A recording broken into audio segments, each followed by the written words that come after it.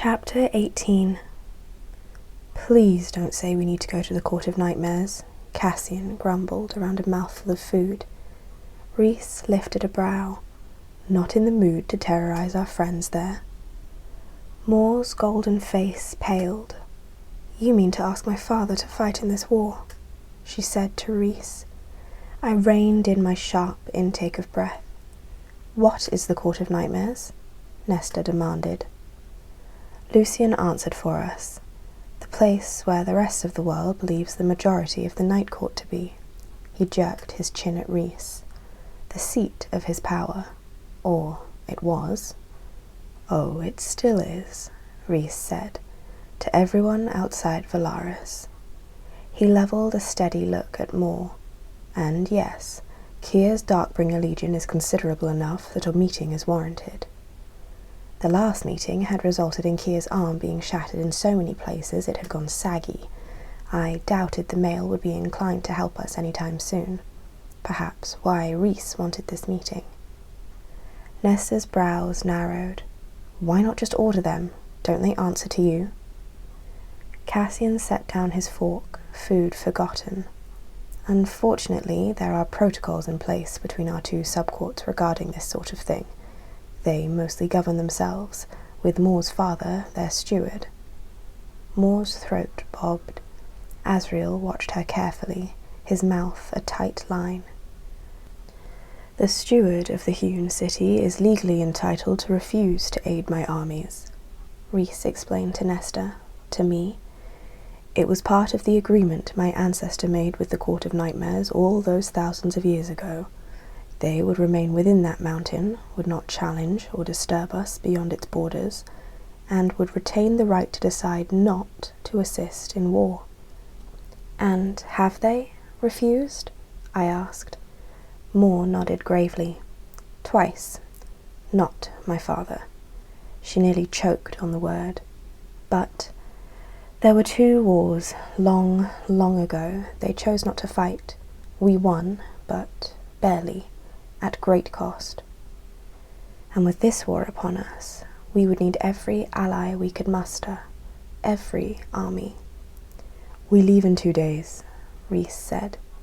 He'll say no, Moore countered. Don't waste your time. Then I shall have to find a way to convince him otherwise. Moore's eyes flashed. What?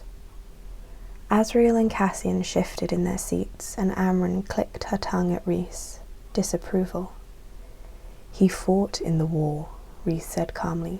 Perhaps we'll get lucky this time too. I'll remind you that the Darkbringer Legion was nearly as bad as the enemy when it came to their behaviour, Moore said, pushing her plate away. There will be new rules. You will not be in a position to make rules, and you know it, Moore snapped. Rhys only swirled his wine again. We'll see. I glanced to Cassian. The general shook his head subtly. Stay out of this one, for now. I swallowed, nodding back with equal faintness. Moore whipped her head to Asriel. What do you think? The Shadow Singer held her stare, his face unreadable, considering. I tried not to hold my breath. Defending the female he loved, or siding with his High Lord. It's not my call to make. That's a bullshit answer, Moore challenged. I could have sworn hurt flickered in Asriel's eyes, but he only shrugged, his face again a mask of cold indifference. Moore's lips pursed. You don't need to come, Moore, Rhys said with that calm, even voice. Of course I'm coming. It'll make it even worse if I'm not there. She drained her wine in one swift tilt of her head. I suppose I have 2 days now to find a dress suitable to horrify my father. Amren, at least, chuckled at that, Cassian rumbling a laugh as well.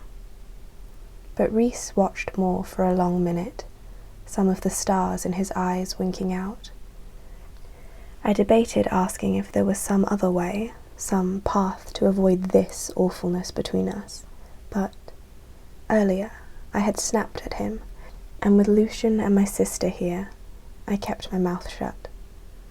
Well, about that matter. In the silence that fell, I scrambled for any scrap of normalcy and turned again to Cassian. "Let's train at 8 tomorrow. I'll meet you in the ring." 7:30, he said with a disarming grin, one that most of his enemies would likely run from. Lucian went back to picking at his food. Moore refilled her wine glass, Asriel monitoring every move she made, his fork clenched in his scarred hand. 8, I countered with a flat look. I turned to Nesta, silent and watchful through all of this. "Care to join?" "No." The beat of silence was too pointed to be dismissed, but I gave my sister a casual shrug, reaching for the wine glass. Then I said to none of them in particular, "I want to learn how to fly."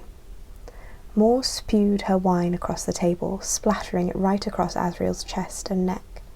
The shadow singer was too busy gawking at me to even notice. Cassian looked torn between howling at Asriel and gaping. My magic was still too weak to grow those Illyrian wings, but I gestured to the Illyrians and said, "I want you to teach me." Moore blurted, "Really?" While Lucian said, "Well, that explains the wings." Nesta leaned forward to appraise me. "What wings?" "I can shapeshift," I admitted. And with the oncoming conflict, I declared to all of them, knowing how to fly might be useful. I jerked my chin towards Cassian, who now studied me with an unnerving intensity, sizing me up. "I assume the battles against Highburn will include Illyrians." A shallow nod from the general. "Then I plan to fight with you, in the skies." I waited for the objections, for Rhys to shut it down. There was only the howling wind outside the dining room windows. Cassian whooshed out a breath. "I don't know if it's technically even possible, time-wise. You'd have to learn not only how to fly, but how to bear the weight of your shield and weapons, and how to work within an Illyrian unit. It takes us decades to master that part alone. We have months at best, weeks at worst." My chest sank a bit. "Then we'll teach her what we know until then," Rhys said, but the stars in his eyes turned stone cold as he added, "I'll give her any shot at an advantage, and getting away if things go to shit. Even a day of training might make a difference." Asriel tucked in his wings, his beautiful features uncharacteristically soft, contemplative. "I'll teach you." "Are you certain?" I asked. The unreadable mask slipped back over Asriel's face. Rhys and Cass were taught how to fly so young that they barely remember it. But Asriel, locked in his hateful father's dungeons like some criminal until he was 11, denied the ability to fly, to fight, to do anything his Illyrian instincts screamed at him to do. Darkness rumbled down the bond, not anger at me, but as Rhys too remembered what had been done to his friend. He'd never forgotten. None of them had. It was an effort not to look at the brutal scars coating Asriel's hands. I prayed Nesta wouldn't inquire about it. "We've taught plenty of younglings the basics," Cassian countered. Asriel shook his head, shadows twining around his wrists. "It's not the same. When you're older, the fears, the mental blocks, it's different." None of them, not even Amren, said anything. Asriel only said to me, "I'll teach you. Train with Cass for a few hours, and I'll meet you when you're through." He added to Lucian, who did not balk from those writhing shadows, "After lunch, we'll meet." I swallowed, but nodded. "Thank you." And perhaps Asriel's kindness snapped some sort of tether in me, but I turned to Nesta. "The King of Highburn is trying to bring down the wall by using the cauldron to expand the holes already in it." Her blue-grey eyes revealed nothing, only simmering rage at the king's name. "I might be able to patch up those holes, but you, being made of the cauldron itself, if the cauldron can widen those holes, perhaps you can close them too, with training, in whatever time we have." "I can show you," Amren clarified to my sister, "or, in theory, I can. If we start soon, tomorrow morning. She considered, then declared to Rhys, "When you go to the Court of Nightmares, we will go with you." I whipped my head to Amren. What? The thought of Nesta in that place. The hewn city is a trove of objects of power, Amren explained. There may be opportunities to practice. Let the girl get a feel for what something like the wall or the cauldron might be like. She added when Asriel seemed poised to object. Covertly. Nesta said nothing. I waited for her outright refusal, the cold shutdown of all hope. But Nesta only asked, "Why not just kill the King of Hybern before he can act?" Utter silence. Amren said a bit softly, "If you want his killing blow, girl, it's yours." Nesta's gaze drifted toward the open interior doors of the dining room, as if she could see all the way to Elaine. "What happened to the human queens?" I blinked. "What do you mean?" "Were they made immortal?" This question went to Asriel. Asriel's siphons smouldered. Reports have been murky and inconsistent. Some say yes, others say no. Nesta examined her wineglass. Cassian braced his forearms on the table. Why? Nesta's eyes shot right to his face. She spoke quietly to me, to all of us, even as she held Cassian's gaze as if he were the only one in the room. "By the end of this war, I want them dead. The king, the queens, all of them. Promise me you will kill them all, and I'll help you patch up the wall. I'll train with her," a jerk of her chin to Amren. "I'll go to the hewn city, or whatever it is. I'll do it. But only if you promise me that." "Fine," I said. "And we might need your assistance during the meeting with the High Lords, to provide testimony to other courts and allies of what Hybern is capable of. What was done to you." "No." "You don't mind fixing the wall or going to the Court of Nightmares, but speaking to people is where you draw your line?" Nesta's mouth tightened. "No." High Lady or sister, sister or High Lady. People's lives might depend on your account of it. The success of this meeting with the High Lords might depend on it. She gripped the arms of her chair as if restraining herself. "Don't talk down to me. My answer is no." I angled my head. "I understand that what happened to you was horrible. You have no idea what it was or was not. None. And I'm not going to grovel like one of those children of the blessed, begging High Fae who would have gladly killed me as a mortal to help us. I am not going to tell that story. My story. The High Lords might not believe our account, which makes you a valuable witness."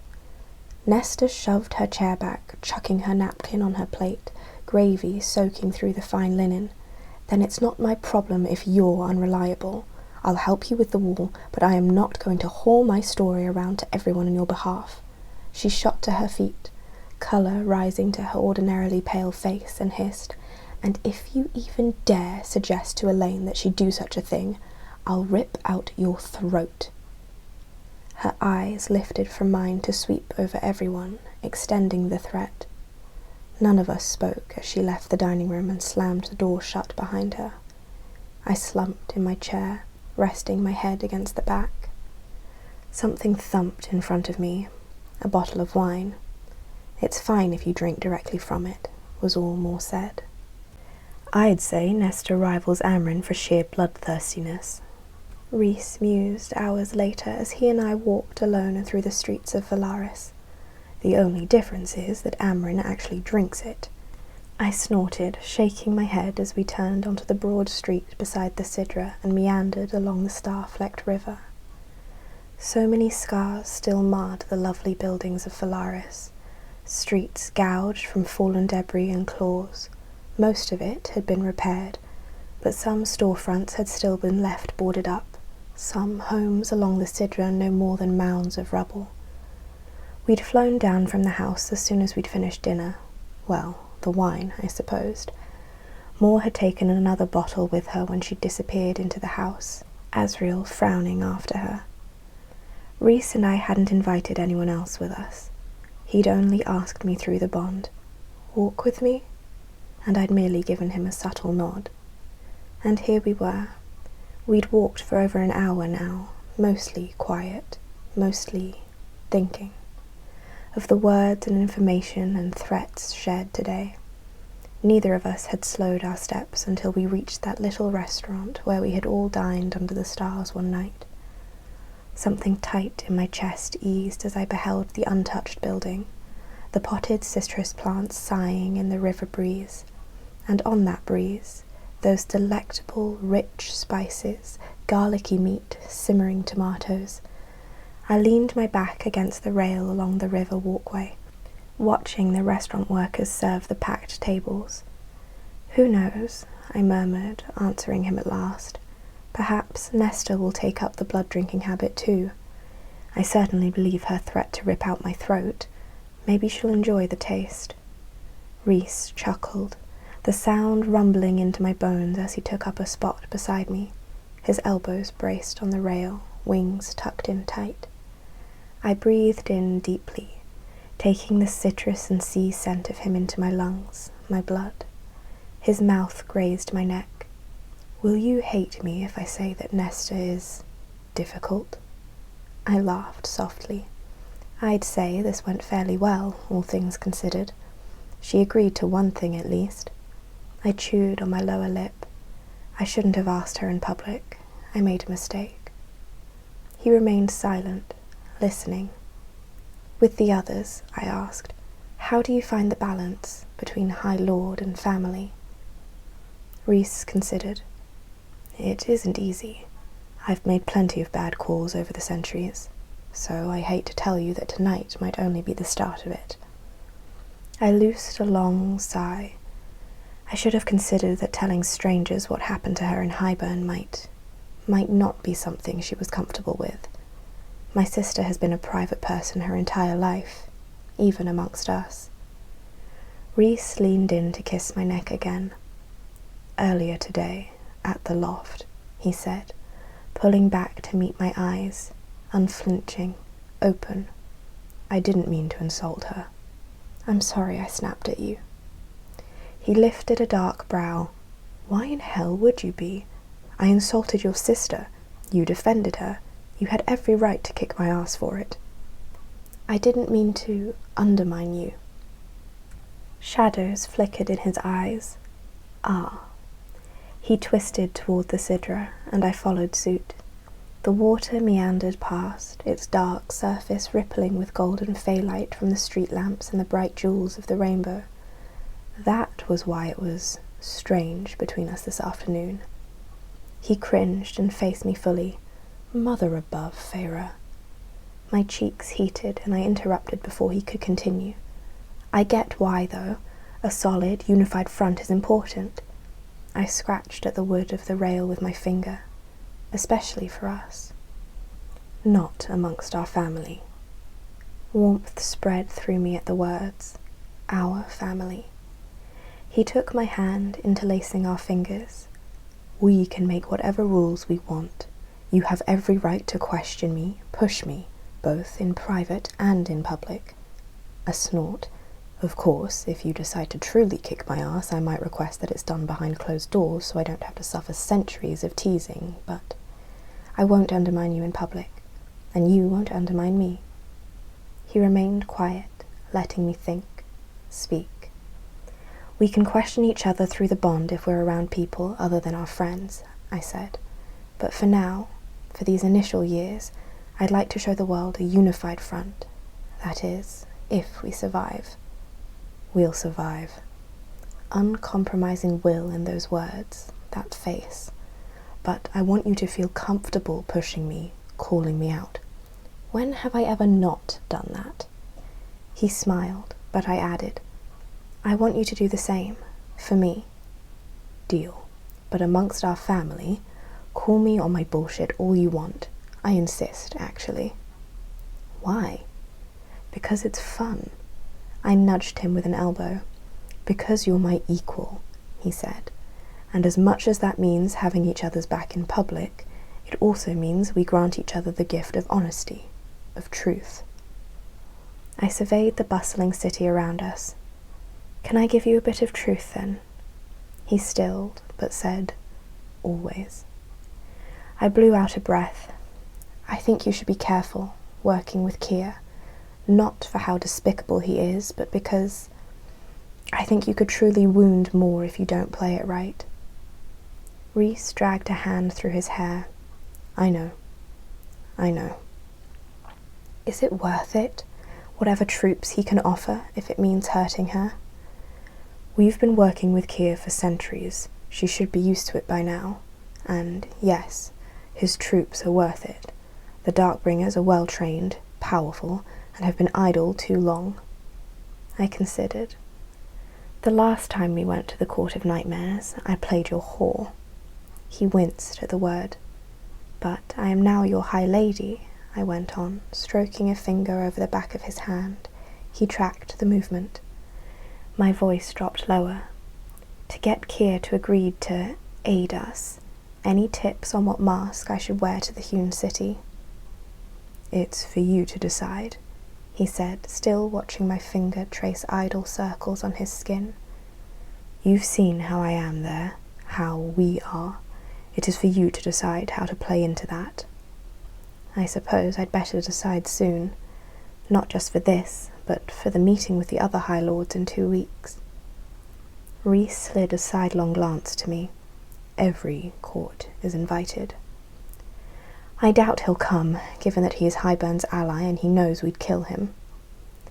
The river breeze stirred his blue-black hair. The meeting will occur with a binding spell that forces us into a ceasefire. If someone breaks it while the meeting occurs, the magic will demand a steep cost, probably their life. Tamlin wouldn't be stupid enough to attack, nor us him. Why invite him at all? Excluding him would only give him more ammunition against us. Believe me, I have little desire to see him, or Bayron, who perhaps is higher on my kill list than Tamlin right now. Tarquin will be there, and we are pretty high on his kill list. Even with the blood rubies, he wouldn't be stupid enough to attack during the meeting. Rhys sighed through his nose. How many allies can we count on? Beyond Keir and the hewn city, I mean. I glanced down the river walkway. The diners and revellers were too busy enjoying themselves to even note our presence, even with Rhys's recognisable wings. Still, perhaps not the best place for this conversation. I'm not sure, Rhys admitted. Helion and his day court, probably. Callias, maybe. Things have been strained with the winter court since Under the Mountain. I assume Asriel is going to be finding out more. He's already on the hunt. I nodded. Amren claimed she and Nesta need help researching ways to prepare the wall. I gestured to the city. Point me to the best library to find that sort of thing. Rhys's brows lifted. Right now, your work ethic puts mine to shame. I hissed. Tomorrow, smart-ass. He chuckled, wings flaring and tucking in tight. Wings. Wings he'd allowed Lucian to see. You trust Lucian. Rhys angled his head at the not-quite question. I trust in the fact that we currently have possession of the one thing he wants above all else, and as long as that remains, he'll try to stay on our good side. But if that changes, his talent was wasted in the Spring Court. There was a reason he had that fox mask, you know. His mouth tugged to the side. If he got Elaine away, back to Spring or wherever, do you believe deep down that he wouldn't sell whatever he knows, either for gain or to ensure she stays safe? You let him hear everything tonight, though. None of it is information that would let Hybern wreck us. The king likely already knows that we'll go for Keir's alliance, that we'll try to find a way to stop him from bringing down the wall. He wasn't subtle with Dagdan and Brana's searching, and he'll expect us to try to band the High Lords together, which is why the meeting location will not be decided until later. Will I tell Lucian then? Bring him along? I considered his question. Did I trust Lucian? I don't know either, I admitted and sighed. I don't like that Elaine is a pawn in this. I know, it's never easy. He's dealt with such things for centuries. I want to wait, see what Lucian does over the next 2 weeks, how he acts with us and Elaine, what Asriel thinks of him. I frowned. He's not a bad person. He's not evil. He certainly isn't. I met his calm, steady stare. There is a risk in trusting him without question. Did he discuss what he feels regarding Tamlin? No, I didn't want to push on that. He was remorseful about what happened with me and Highburn and Elaine. Would he have felt that way without Elaine in the mix? I don't know. Maybe. I don't think he would have left, though. Rhys brushed the hair from my face. It's all part of the game, Feyre darling. Who to trust, when to trust them, what information to barter. Do you enjoy it? Sometimes. Right now, I don't. Not when the risks are this high.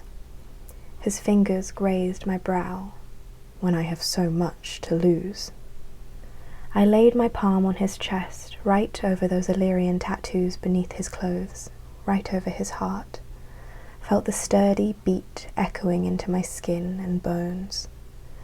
I forgot the city around us as he met my eyes, lips hovering over my skin, and murmured, "We will keep planning for the future, war or no war. I will keep planning for our future."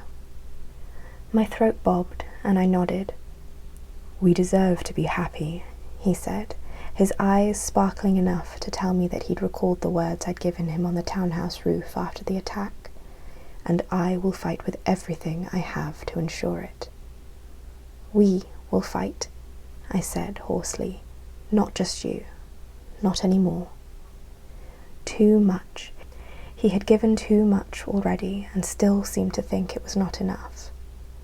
But Rhys only peered over his broad shoulder to the cheerful restaurant behind us.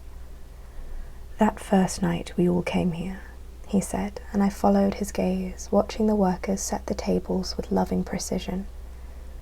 "When you told Savenda that you felt awake while eating her food." He shook his head. "It was the first time you had looked peaceful, like you were indeed awake, alive again. I was so relieved I thought I'd puke right onto the table."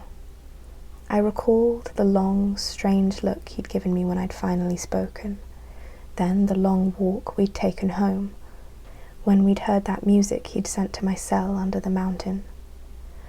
I pushed off the rail and tugged him toward the bridge that spanned the Sidra, the bridge to take us home. Let the debate over who'd given the most in this war rest for now. Walk with me through the rainbow. The glittering, colourful jewel of the city, the beating heart that housed the artist's quarter, vibrant and thrumming at this hour of the night. I linked arms with him before saying, "You and this city helped me wake up, helped bring me back to life." His eyes flickered as I smiled up at him. "I will fight with everything I have too, Rhys. Everything." He only kissed the top of my head, tugging me closer as we crossed the Sidra under the starry sky. Chapter 19. It was a good thing I'd insisted on meeting Cassian at 8, because even though I'd awoke at dawn, one look at Rhysand's sleeping face had me deciding to spend my morning slowly, sweetly waking him up. I was still flushed by the time Rhys dropped me at the sparring ring atop the House of Wind, the space surrounded by a wall of red rock, the top open to the elements. He promised to meet me after lunch to show me the library for my researching, then gave me a roguish wink and a kiss on the cheek before he shot back into the sky with a powerful flap of his wings. Leaning against the wall beside the weapons rack, Cassian only said, "I hope you didn't exert yourself too much already, because this is really going to hurt." I rolled my eyes even as I tried to shut out the image of Rhysand laying me on my stomach, then kissing his way down my spine, lower. Tried to shut out the feeling of his strong hands gripping my hips and lifting them up, until he lay beneath them and feasted on me, until I was quietly begging and he rose behind me, and I had to bite my pillow to keep from waking the whole house with my moaning. Rhys Sand in the morning was... I didn't have the words for what it was when he was unhurried and lazy and wicked, when his hair was still mused with sleep and his eyes got that glazed, purely male gleam in them. They'd still had that lazy, satisfied glint a moment ago, and his mockingly chaste kiss on my cheek had sent a red-hot line through me. Later, I'd torture him later. For now, I strode to where Cassian stood, rotating my shoulders. 2 Illyrian males making me sweat in one morning? What's a female to do? Cassian barked a laugh. At least you showed up with some spirit. I grinned, bracing my hands on my hips as I surveyed the weapons rack. Which one? None. He jerked his chin toward the ring etched in white chalk behind us. It's been a while since we trained. We're spending today going over the basics. The words were laced with enough tightness that I said, "It hasn't been that long. It's been a month and a half." I studied him, the wings tucked in tight, the shoulder-length dark hair. What's wrong? Nothing. He stalked past me to the ring. Is it Nesta? Not everything in my life is about your sister, you know. I kept my mouth shut on that front. Is it something with the Court of Nightmares visit tomorrow? Cassian shucked off his shirt, revealing rippling muscles covered in beautiful, intricate tattoos. Illyrian markings for luck and glory. It's nothing. Get into position. I obeyed, even as I eyed him carefully. You're angry. He refused to speak until I started my circuit of warm-ups, various lunges, kicks, and stretches designed to loosen my muscles. And only when we'd begun sparring, his hands wrapped against my onslaught of punches, did he say, "You and Rhys hid the truth from us, and went into Highburn blind about it." About what? That you're High Lady. I jabbed at his raised hands in a 1-2 combination, breathing hard. What difference would it have made? It would have changed everything. None of it would have gone down like that. Perhaps that's why Rhys decided to keep it secret. Highburn was a disaster. I halted my punching. You knew I was his mate when we went. I don't see how being High Lady alters anything. It does. I put my hands on my hips, ignoring his motion to continue. Why? Cassian dragged a hand through his hair. Because as his mate, you were still his to protect. Oh, don't get that look. He's yours to protect too. I would have laid my life down for you as his mate, and as your friend, but you were still his. And as High Lady? Cassian loosened a rough breath. As High Lady, you are mine, and Asriel's, and Mor's, and Amren's. You belong to all of us, and we belong to you. We would not have put you in so much danger. Maybe that's why Rhys wanted to keep it a secret. It would have changed your focus. This is between you and me, and trust me, Rhys and I have had words about this. I lifted a brow. You're mad at me? He shook his head, eyes shuttering. Cassian. He just held up his hands in a silent order to continue. I sighed and began again. It was only after I'd gotten through 15 repetitions and was panting heavily that Cassian said, "You didn't think you were essential. You saved our asses, yes, but you didn't think you were essential here. 1, 2, 1, 2, 1, 2. I'm not." He opened his mouth, but I charged ahead, speaking around my gasps for breath. You all have a duty. You're all vital. Yes, I have my own abilities, but you and Asriel were hurt. My sisters were... You know what happened to them. I did what I could to get us out. I'd rather it was me than any of you. I couldn't have lived with the alternative. His upraised hands were unfaltering as I pummeled them. Anything could have happened to you at the Spring Court. I stopped again. If Rhys isn't grilling me with the overprotective bullshit, then I don't see why you... Don't for one moment think that Rhys wasn't beside himself with worry. Oh, he seems collected enough, Feyre, but I know him, and every moment you were gone, he was in a panic. Yes, he knew, we knew you could handle yourself, but it doesn't stop us from worrying. I shook out my sore hands, then rubbed my already aching arms. You were mad at him, too. If I hadn't been healing, I would have kicked his ass from one end of Valaris to the other. I didn't reply. We were all terrified for you. I managed just fine. Of course you did. We knew you would, but... Cassian crossed his arms. Rhys pulled the same shit 50 years ago, when we had that damned party Amarantha threw. Oh. I'll never forget it, you know, he said, blowing out a breath. The moment when he spoke to us all, mind to mind, when I realised what was happening, and that he'd saved us. Trapped us here and tied our hands, but... He scratched at his temple.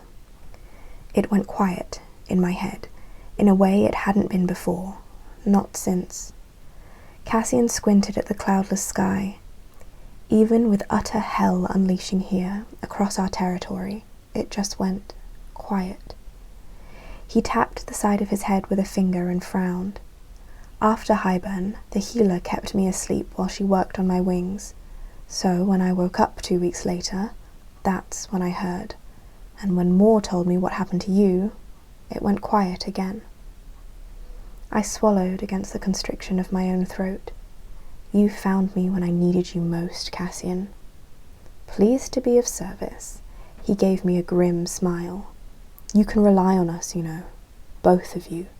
He's inclined to do everything himself, to give everything of himself.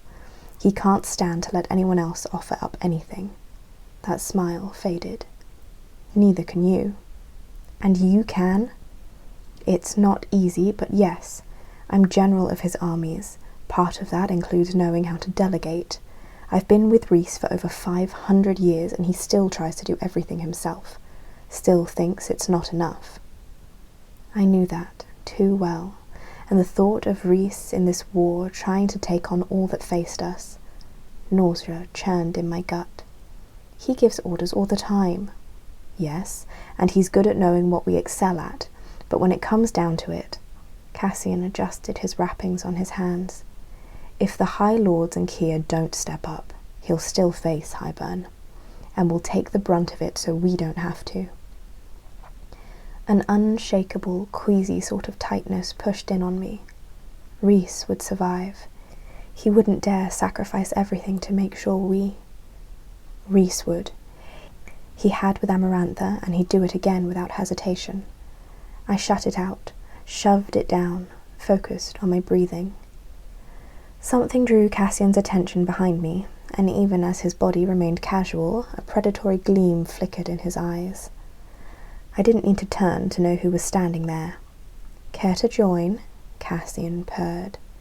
Nesta said, It doesn't look like you're exercising anything other than your mouths. I looked over my shoulder.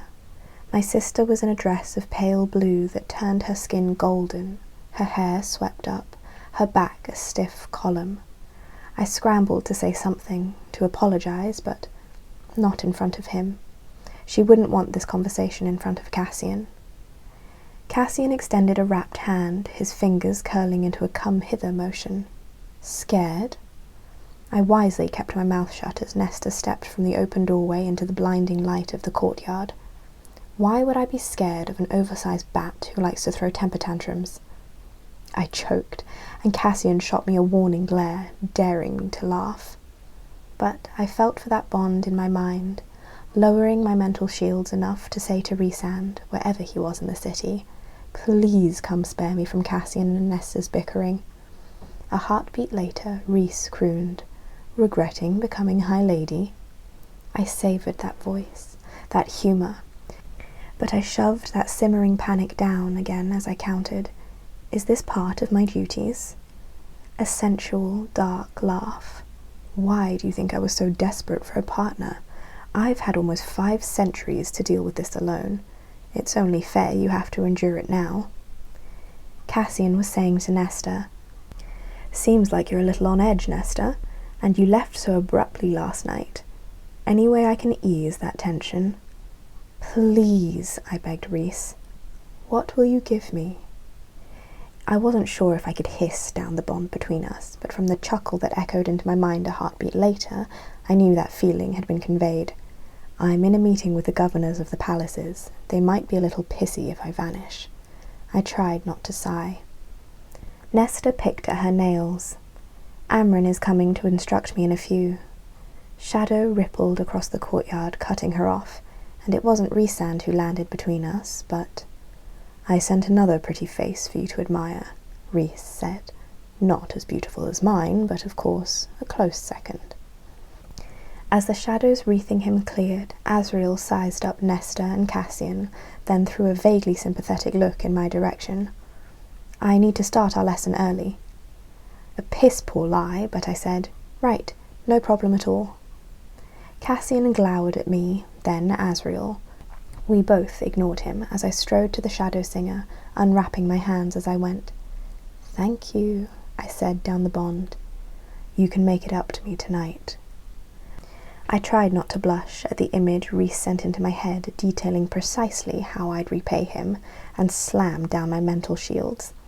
On the other side of them I could have sworn talon-tipped fingers trailed down the black adamant in a sensual, silent promise. I swallowed hard. Asriel's wings spread, dark reds and golds shining through in the bright sun, and he opened his arms to me. The pine forest will be good, the one by the lake. Why? Because water is better to fall into than hard rock, Cassian replied, crossing his arms. My stomach clenched. But I let Asriel scoop me up, his scent of night-chilled mist and cedar wrapping around me as he flapped his wings once, stirring the dirt in the courtyard.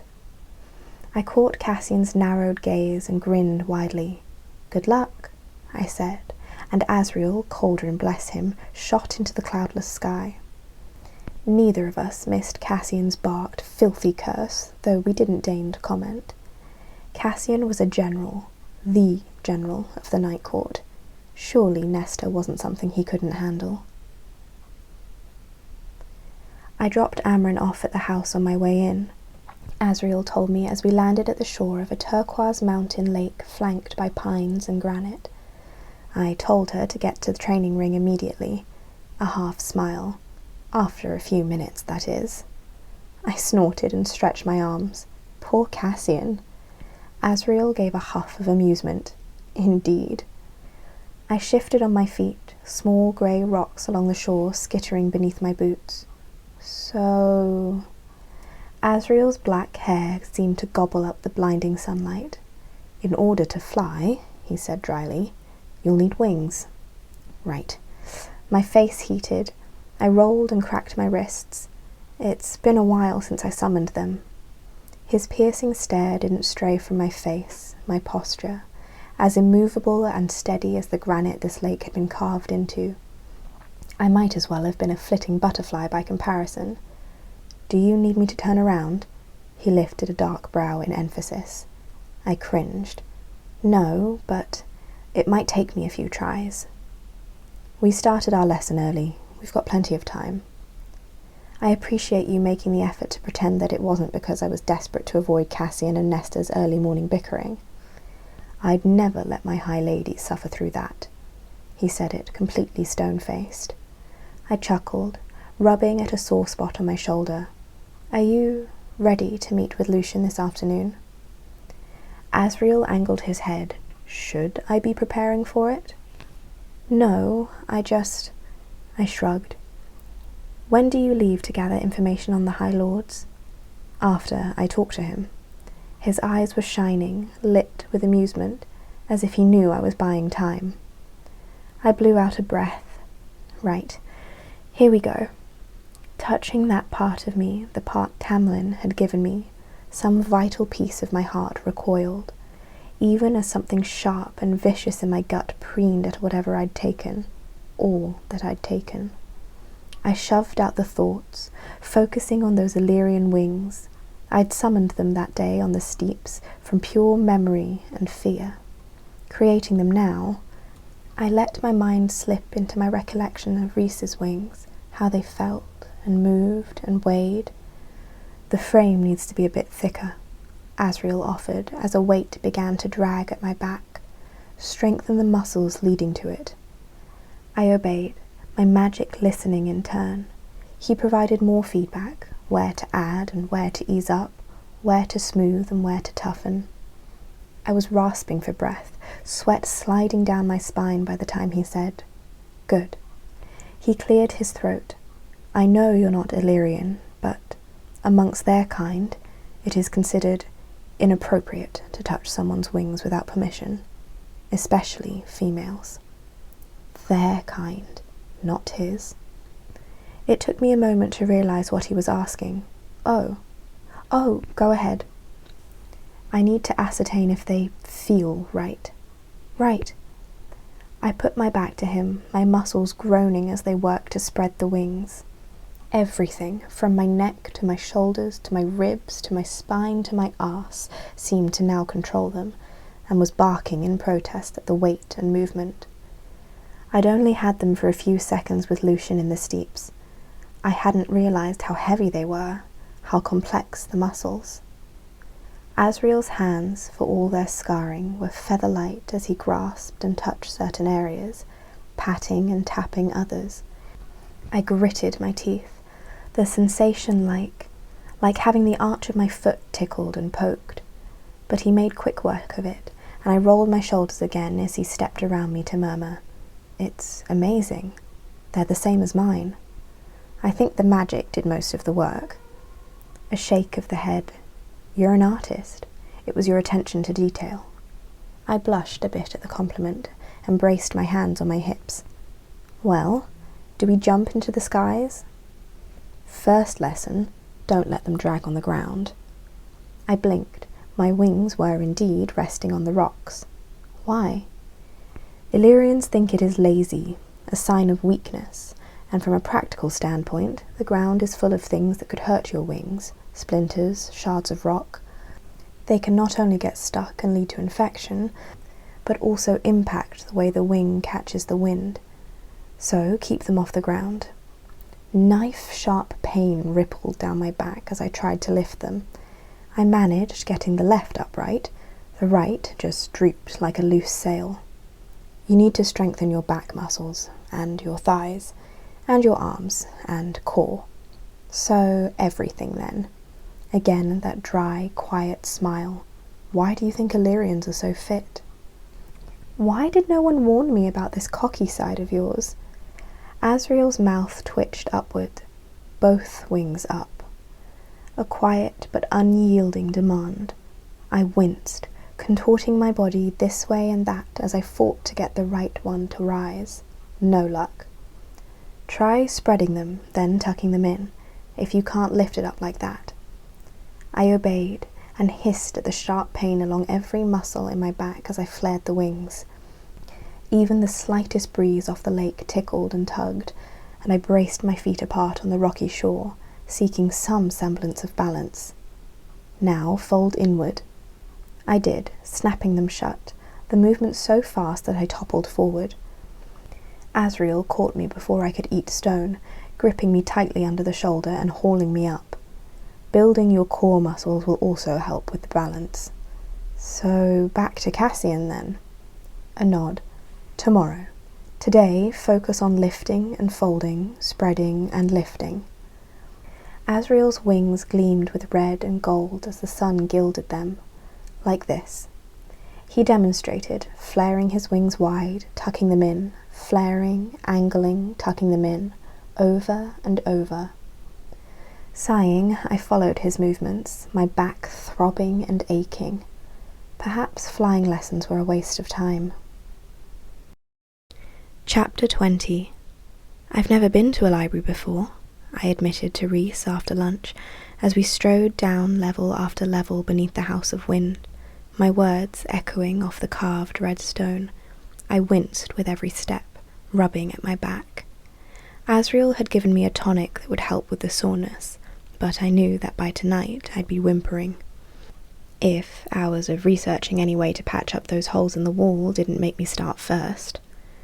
I clarified, not counting the private libraries here and at the Spring Court, and my family had one as well, but not a real one. Reese glanced sidelong at me. I've heard that the humans have free libraries on the continent, open to anyone. I wasn't sure if it was a question or not, but I nodded.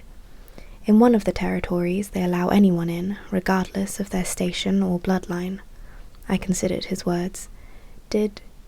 Were there libraries before the war? Of course there had been, but what I meant, yes, great libraries full of cranky scholars who would find you tomes dating back thousands of years, but humans were not allowed inside, unless you were someone's slave on an errand, and even then you were closely watched. Why? Because the books were full of magic and things they wanted to keep humans from knowing. Reese slid his hands into his pockets, leading me down a corridor lit only by bowls of fey-light upraised in the hands of beautiful female statues, their forms high fey and fairy alike. The scholars and librarians refused to keep slaves of their own, some for personal reasons, but mainly because they didn't want them accessing the books and archives. Reese gestured down another curving stairwell. We must have been far beneath the mountain, the air dry and cool and heavy, as if it had been trapped inside for ages. What happened to the libraries once the wall was built? Reese tucked in his wings as the stairs became tighter, the ceiling dropping. Most scholars had enough time to evacuate and were able to winnow the books out, but if they didn't have time or the brute power, a muscle ticked in his jaw. They burned the libraries, rather than let the humans access their precious information. A chill snaked down my spine. They'd rather have lost that information forever? He nodded, the dim light gilding his blue-black hair. Prejudices aside, the fear was that the humans would find dangerous spells and use them on us. But they don't have magic. Humans don't have magic. Some do, usually the ones who can claim distant fey ancestry, but some of those spells don't require magic from the wielder, only the right words or use of ingredients. His words snagged on something in my mind. Obviously they did, but humans and fey once interbred. What happened to the offspring? If you were half fey, half human, where did you go once the wall went up? Reese stepped into a hall at the foot of the stairs, revealing a wide passageway of carved red stone and a sealed set of obsidian doors, veins of silver running throughout. Beautiful, terrifying, like some great beast was kept behind them. It did not go well for the half-breeds, he said after a moment. Many were offspring of unwanted unions. Most usually chose to stay with their human mothers, their human families, but once the wall went up amongst humans, they were a reminder of what had been done, of the enemies lurking above the wall. At best, they were outcasts and pariahs, their children, if they bore the physical traits, as well. At worst, humans were angry in those initial years and that first generation afterward. They wanted someone to pay for the slavery, for the crimes against them. Even if the half-breed had done nothing wrong, it did not end well. He approached the doors, which opened on a phantom wind, as if the mountain itself lived to serve him. And the ones above the wall? They were deemed even lower than lesser fairies. Either they were unwanted everywhere they went, or many found work on the streets, selling themselves. Here in Valaris? My words were a bare brush of air. My father was still High Lord then, Reese said, his back stiffening. We had not allowed any humans, slave or free, into our territory for centuries. He did not allow them in, either to whore or to find sanctuary. And once you were High Lord? Reese halted before the gloom that spread beyond us. By then it was too late for most of them.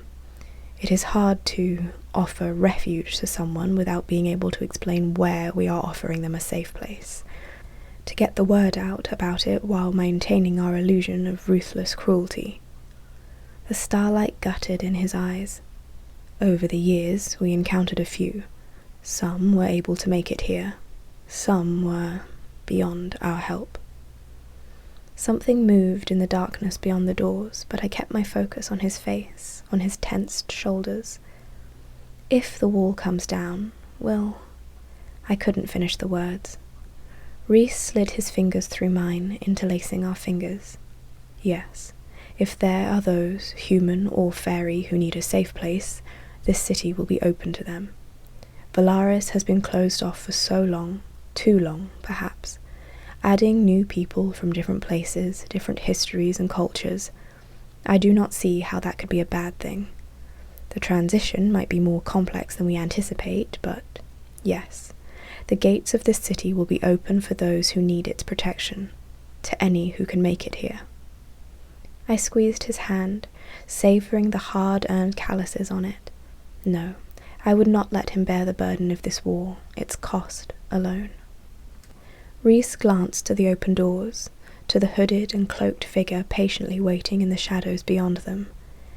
Every aching sinew and bone locked up as I took in the pale robes, the hood crowned with a limpid blue stone, the panel that could be lowered over the eyes. Priestess. This is Clotho, Rhys said calmly, releasing my hand to guide me toward the awaiting female. The weight of his hand on my lower back told me enough about how much he realized the sight of her would jar me. She's one of the dozens of priestesses who work here. Clotho lowered her head in a bow, but said nothing. I didn't know that priestesses left their temples. A library is a temple of sorts, Rhys said with a wry smile. But the priestesses here...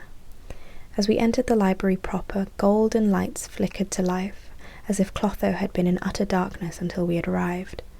They are special, unique. She angled her head in what might have been amusement. Her face remained in shadow, her slim body concealed in those pale, heavy robes. Silence, and yet life, danced around her. Rhys smiled warmly at the priestess. "Did you find the texts?" And it was only when she bobbed her head in a so-so motion that I realized either she could not or would not speak. Clotho gestured to her left, into the library itself, and I dragged my eyes away from the mute priestess long enough to take in the library. Not a cavernous room in a manor, not even close. It was as if the base of the mountain had been hollowed out by some massive digging beast, leaving a pit descending into the dark heart of the world. Around the gaping hole, carved into the mountain itself, spiraled level after level of shelves and books and reading areas leading into the inky black. From what I could see of the various levels as I drifted toward the carved stone railing overlooking the drop, the stacks shot far into the mountain itself, like the spokes of a mighty wheel. All through it, fluttering like moths' wings, the rustle of paper and parchment. Silent and yet alive, awake and humming and restless, some many-limbed beast at constant work. I peered upward, finding more levels rising toward the house above, and, lurking far below, darkness. "What's at the bottom of the pit?" I asked as Rhys came up beside me, his shoulder brushing mine. I once dared Cassian to fly down and see. Rhys braced his hands on the railing, gazing down into the gloom. And he came back up faster than I've ever seen him fly, white as death. He never told me what he saw. The first few weeks I thought it was a joke, just to pique my curiosity. But when I finally decided to see for myself, a month later, he threatened to tie me to a chair. He said some things were better left unseen and undisturbed. It's been 200 years and he still won't talk about what he saw.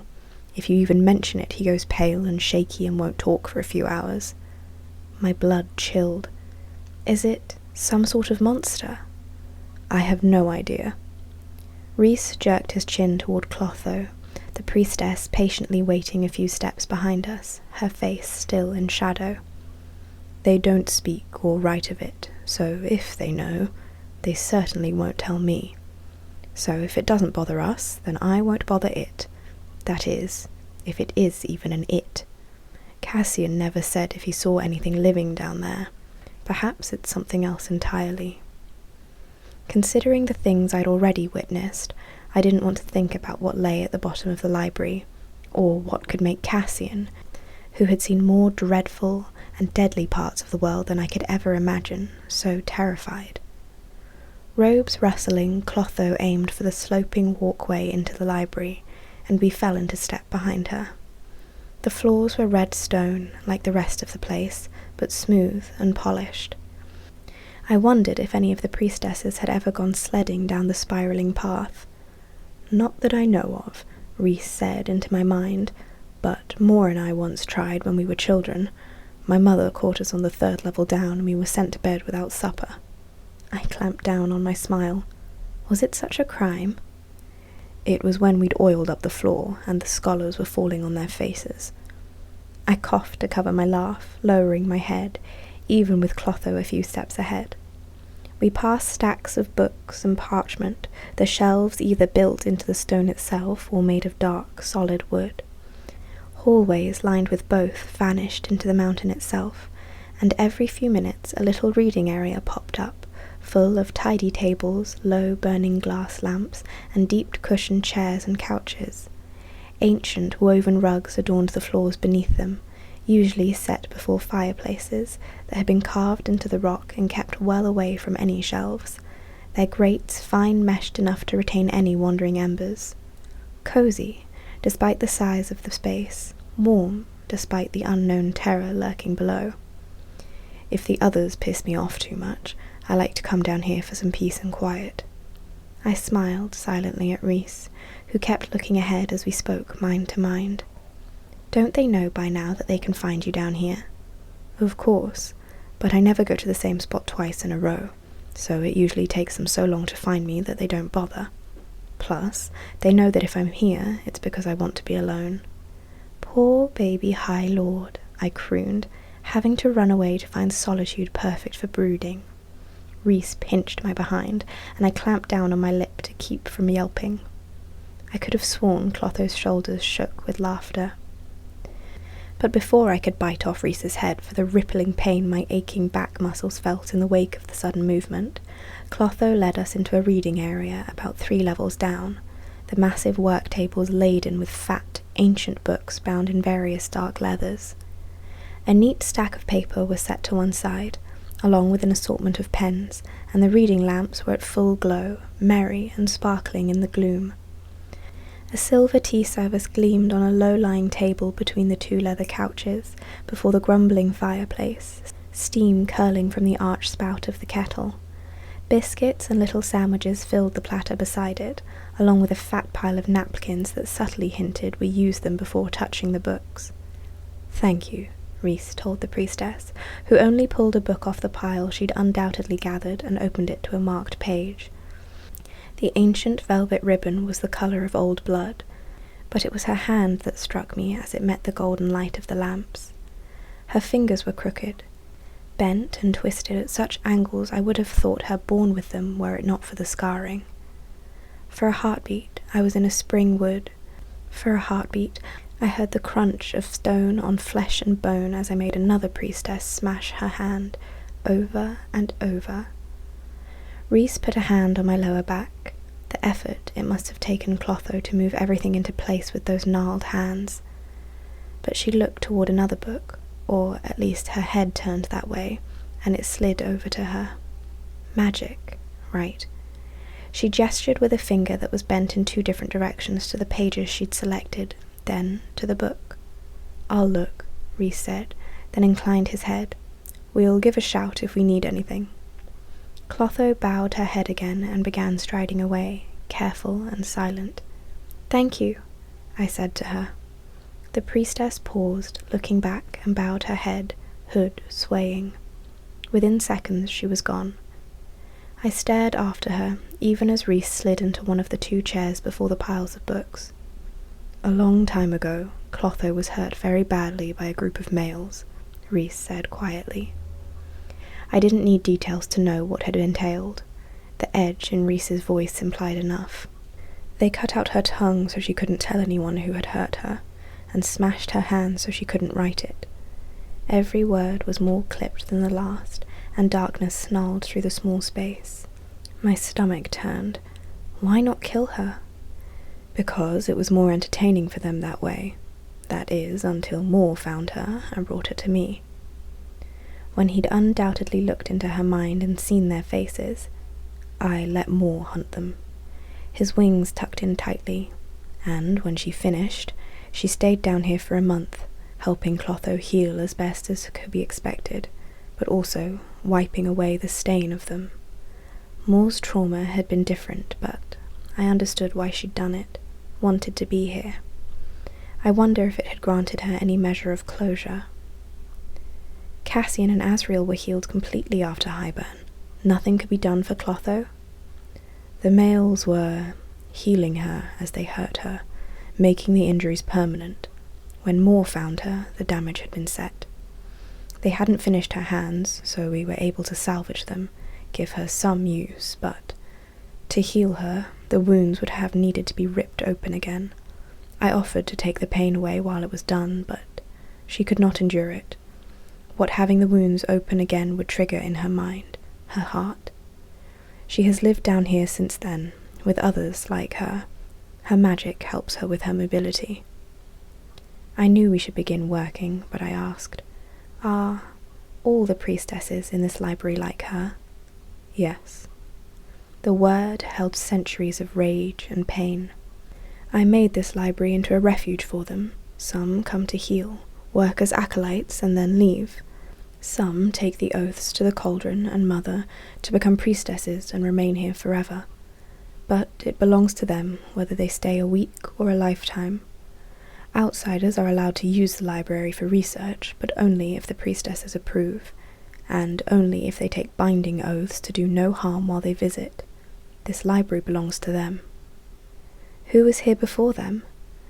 A few cranky old scholars who cursed me soundly when I relocated them to other libraries in the city. They still get access, but when and where is always approved by the priestesses.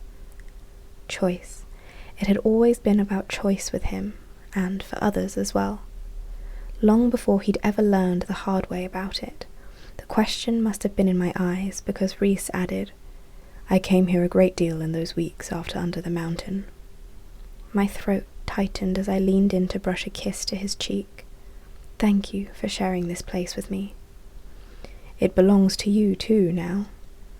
And I knew he meant not just in terms of us being mates, but in the ways it belonged to the other females here, who had endured and survived.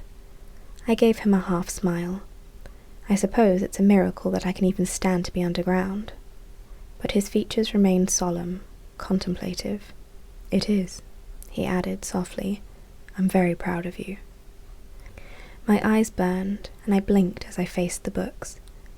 "And I suppose," I said, with an effort at lightness, "that it's a miracle that I can actually read these things." Rhys's answering smile was lovely and just a bit wicked. I believe my little lessons helped. Yes, Rhys is the greatest lover a female can hope for, is undoubtedly how I learned to read. "I was only trying to tell you what you now know." My blood heated a bit. Was all I said, pulling a book toward me. "I'll take that as a challenge." His hand slid down my thigh, then cupped my knee, his thumb brushing along its side. Even through my leathers, the heat of him seeped into my very bones. "Maybe I'll haul you between the stacks and see how quiet you can be." I flipped through the pages, not seeing any of the text.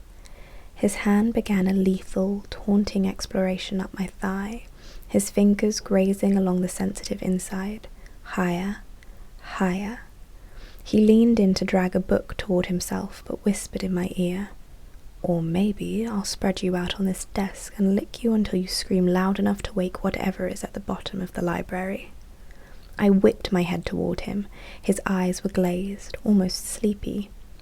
I was fully committed to that plan, I said, even as his hand stopped very, very close to the apex of my thighs. "Until you brought in that thing down below. A feline smile. He held my stare as his tongue brushed his bottom lip. My breasts tightened beneath my shirt, and his gaze dropped, watching. I would have thought, he mused, that our bout this morning would have been enough to tide you over until tonight.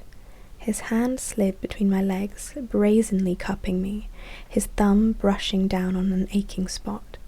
A low groan slipped from me, and my cheeks heated in its wake. Apparently, I didn't do a good enough job sating you, if you're so easily riled after a few hours. Prick, I breathed, but the word was ragged. His thumb pressed down harder, circling roughly. Rhys leaned in again, kissing my neck, that place right under my ear, and said against my skin, "Let's see what names you call me when my head is between your legs, Feyre darling." And then he was gone. He'd winnowed away, half the books with him. I started, my body foreign and cold, dizzy and disoriented. Where the hell are you? I scanned around me and found nothing but shadow and merry flame and books. 2 levels below. And why are you 2 levels below? I shoved out of my chair, back aching in protest as I stormed for the walkway and rail below, then peered down into the gloom.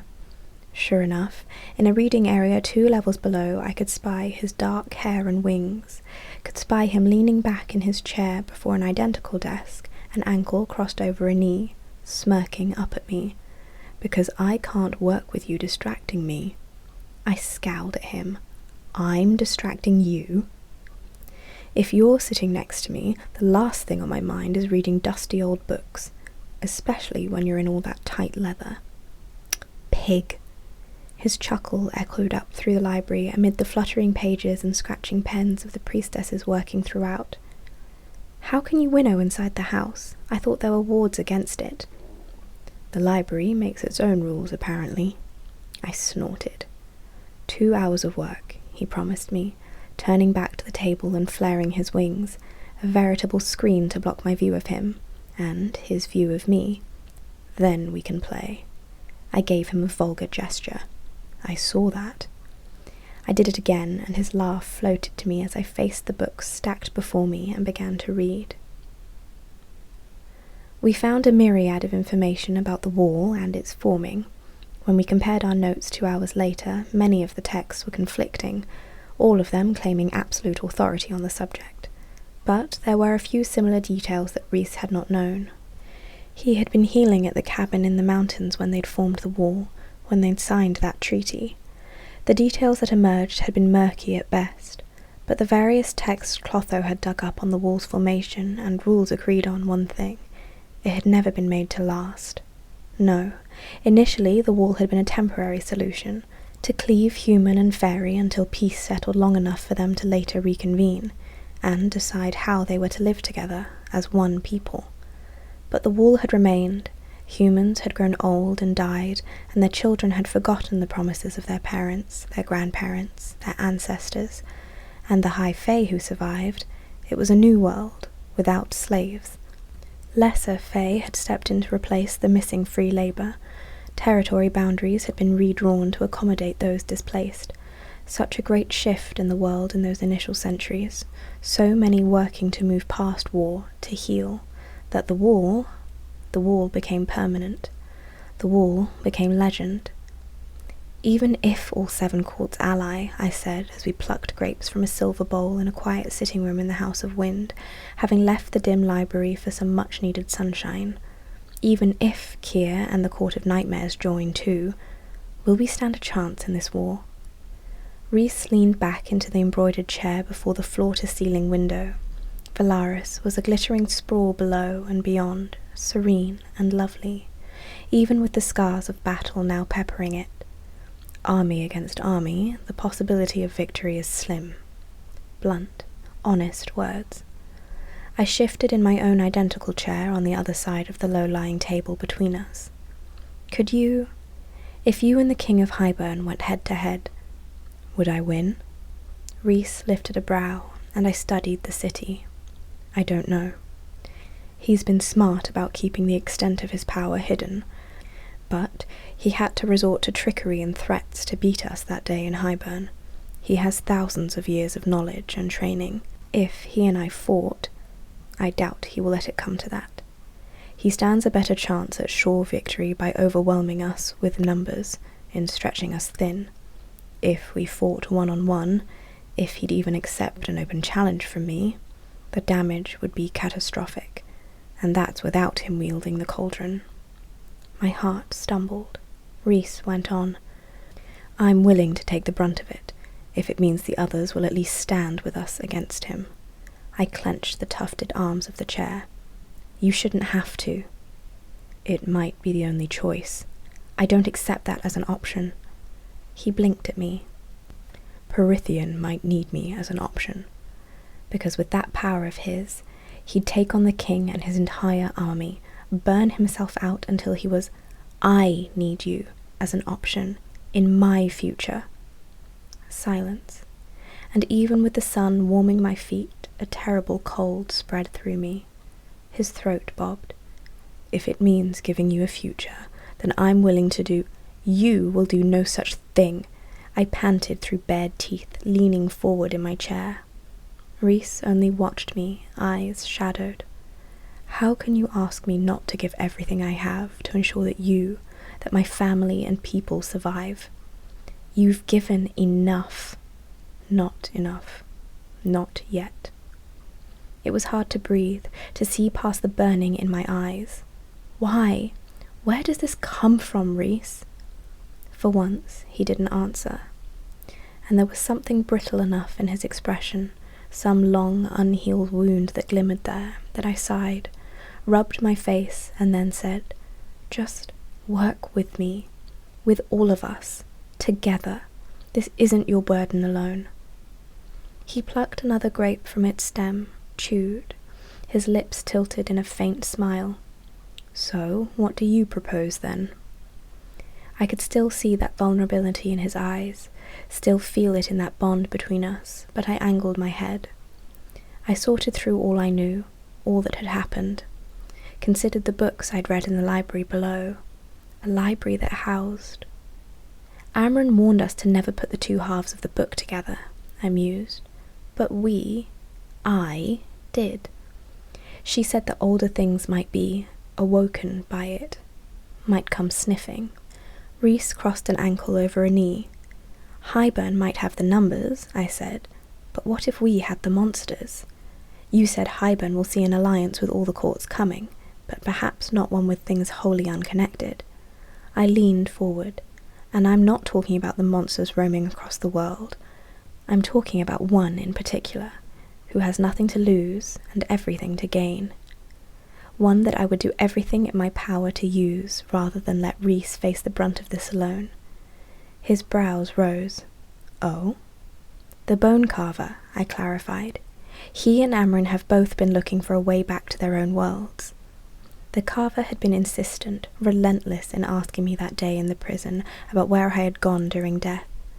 I could have sworn Rhys's golden brown skin paled, but I added, I wonder if it's time to ask him what he'd give to go back home. Chapter 21. The aching muscles along my back, core and thighs had gone into complete revolt by the time Rhys and I parted ways, my mate heading off to track down Cassian, who would be my escort tomorrow morning to the prison. If both of us had gone, it would perhaps look too desperate, too vital. But if the High Lady and her general went to visit the carver to pose some hypothetical questions, it would still show our hand, but perhaps not quite how badly we needed any extra bit of assistance. And Cassian, unsurprisingly, knew more about the carver than anyone thanks to some morbid fascination with all the prison's inmates, especially since he was responsible for jailing some of them. But while Rhys sought out Cassian, I had a task of my own. I was wincing and hissing as I strode through the murky red halls of the house to find my sister and Amren, to see which of them was still standing after their first lesson, among other things. I found them in a quiet, forgotten workroom, coldly watching the other. Books laid scattered on the table between them. A ticking clock by the dusty cabinets was the only sound. "Sorry to interrupt your staring contest," I said, lingering in the doorway. I rubbed a spot low in my back. I wanted to see how the first lesson was going. Fine.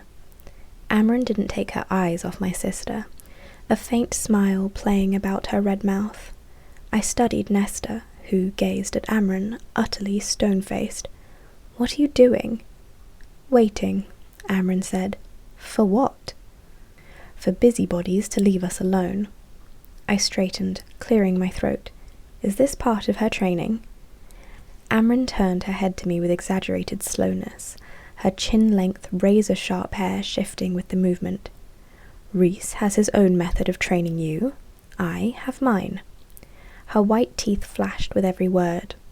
"We visit the Court of Nightmares tomorrow night. She needs some basic training before we do." "Like what?" Amren sighed at the ceiling, shielding herself from prying minds and powers. I blinked. I should have thought of that. That if Nesta were to join us, be at the hewn city, she would need some defences beyond what we could offer her. Nesta at last looked to me, her face as cold as ever. "Are you all right?" I asked her. Amren clicked her tongue. "She's fine. Stubborn as an arse, but as you're related, I'm not surprised." I scowled. "How am I supposed to know what your methods are? For all I know, you picked up some terrible techniques in that prison." "Careful. So careful." Amren hissed. "That place taught me plenty of things, but certainly not this." I angled my head, the portrait of curiosity. "Did you ever interact with the others?" The fewer people who knew about my trip tomorrow to see the carver, the safer it was, the less chance of Highburn catching wind of it. Not for any fear of betrayal, but there was always a risk. Asriel, now off hunting for information on the Autumn Court, would be told when he returned tonight. More, I'd tell her eventually, but Amren... Rhys and I had decided to wait to tell Amren. The last time we'd gone to the prison, she'd been testy. Telling her we planned to unleash one of her fellow inmates? Perhaps not the best thing to mention while we waited for her to find a way to heal that wall and train my sister. Impatience rippled across Amren's face, those silver eyes flaring. I only spoke to them in whispers and echoes through rock, girl, and I was glad of it. "What's the prison?" Nesta asked at last. "A hell entombed in stone," Amren said. "Full of creatures you should thank the mother no longer walk the earth freely." Nesta frowned deeply, but shut her mouth. "Like who?" I asked. Any extra information she might have. Amren bared her teeth. "I am giving a magic lesson, not a history one." She waved a dismissive hand. "If you want someone to gossip with, go find one of the dogs. I'm sure Cassian's still sniffing around upstairs." Nesta's lips twitched upward. Amren pointed at her with a slender finger ending in a sharp, manicured nail. "Concentrate. Vital organs must be shielded at all times." I tapped a hand against the open doorway. "I'll keep looking for more information for you in the library, Amren." No response. "Good luck," I added. "She doesn't need luck," Amren said. Nesta huffed a laugh. I took that as the only farewell I'd get. Perhaps letting Amren and Nesta train together was a bad choice. Even if the prospect of unleashing them upon the Court of Nightmares, I smiled a bit at the thought. By the time Moore, Rhys, Cassian and I gathered for dinner at the townhouse, Asriel still off spying, my muscles were so sore I could barely walk up the front stairs. Sore enough that any plans I had to visit Lucian up at the house after the meal vanished. Moore was testy and quiet throughout, no doubt in anticipation of the visit tomorrow night. She'd had to work with Keir plenty throughout the centuries, and yet, tomorrow, she had only warned Rhys once while we ate that he should thoroughly consider any offer Keir might give him in exchange for his army. Rhys had shrugged, saying he'd think about it when the time came, a non-answer, and one that made Moore grit her teeth. I didn't blame her. Long before the war, her family had brutalized her in ways I didn't let myself consider. Not a day before I was to meet with them again, ask them for help, work with them. Reese, mother bless him, had a bath waiting for me after the meal. I'd need all my strength for tomorrow, for the monsters I was to face between two very different mountains. I had not visited this place for months, but the carved stone walls were just as I'd last seen them, the darkness still interrupted by bracketed torches. Not the prison, under the mountain, but instead of Claire's mutilated body spiked high to the wall above me, her blue-grey eyes were still wide with terror. Gone was the haughty iciness, the queenly jut to her chin. Nesta, they'd done precisely to her, wound for wound, what they'd done to Claire, and behind me, screaming and pleading. I turned, finding Elaine naked and weeping, tied to that enormous spit, what I had once been threatened to endure. Gnarled, masked fairies rotated the iron handles, turning her over. I tried to move, tried to lunge, but I was frozen, utterly bound by invisible chains to the floor. Feminine laughter flitted from the other end of that throne room, from the dais, now empty. Empty, because that was Amarantha, strutting into the gloom down some hall that hadn't been there before, but now stretched away into nothing. Rhysand followed a step behind her, going with her, to that bedroom. He looked over his shoulders at me, only once. Over his wings which were out, which she'd see and destroy right after she. I was screaming for him to stop, thrashing at those bonds. Elaine's pleading rose higher and higher. Rhys kept walking with Amarantha, let her take his hand and tug him along. I couldn't move, couldn't stop it, any of it. I was hauled out of the dream like a thrashing fish from a net cast deep into the sea, and when I surfaced, I remained half there, half in my body, half under the mountain, watching as breathe. The word was an order, laced with that primal command he so rarely wielded, but my eyes focused, my chest expanded. I slipped a bit further back into my body. Again. I did so. His face came into view, fey lights murmuring to life inside the lamps and bowls in our bedroom. His wings were tucked in tight, framing his dishevelled hair, his drawn face. Rhys. Again, he only said. I obeyed. My bones had turned brittle, my stomach a roiling mess. I closed my eyes, fighting the nausea. Rippling terror kept its talons buried deep. I could still see it. The way she'd led him down that hall, too. I surged, rolling to the edge of the mattress and clamping down hard as my body tried to heave up its contents onto the carpet. His hand was instantly on my back, rubbing soothing circles, utterly willing to let me vomit right over the side of the bed, but I focused on my breathing, on closing down those memories, one by one, memories repainted. I lay half-sprawled over the edge for uncounted minutes. He rubbed my back throughout. When I could finally move, when the nausea had subsided, I twisted back over, and the sight of that face, I slid my arms around his waist, gripping tightly as he pressed a silent kiss to my hair, reminding myself over and over that we were out. We had survived. Never again. Never again would I let someone hurt him like that. Hurt my sisters like that. Never again. Chapter 22.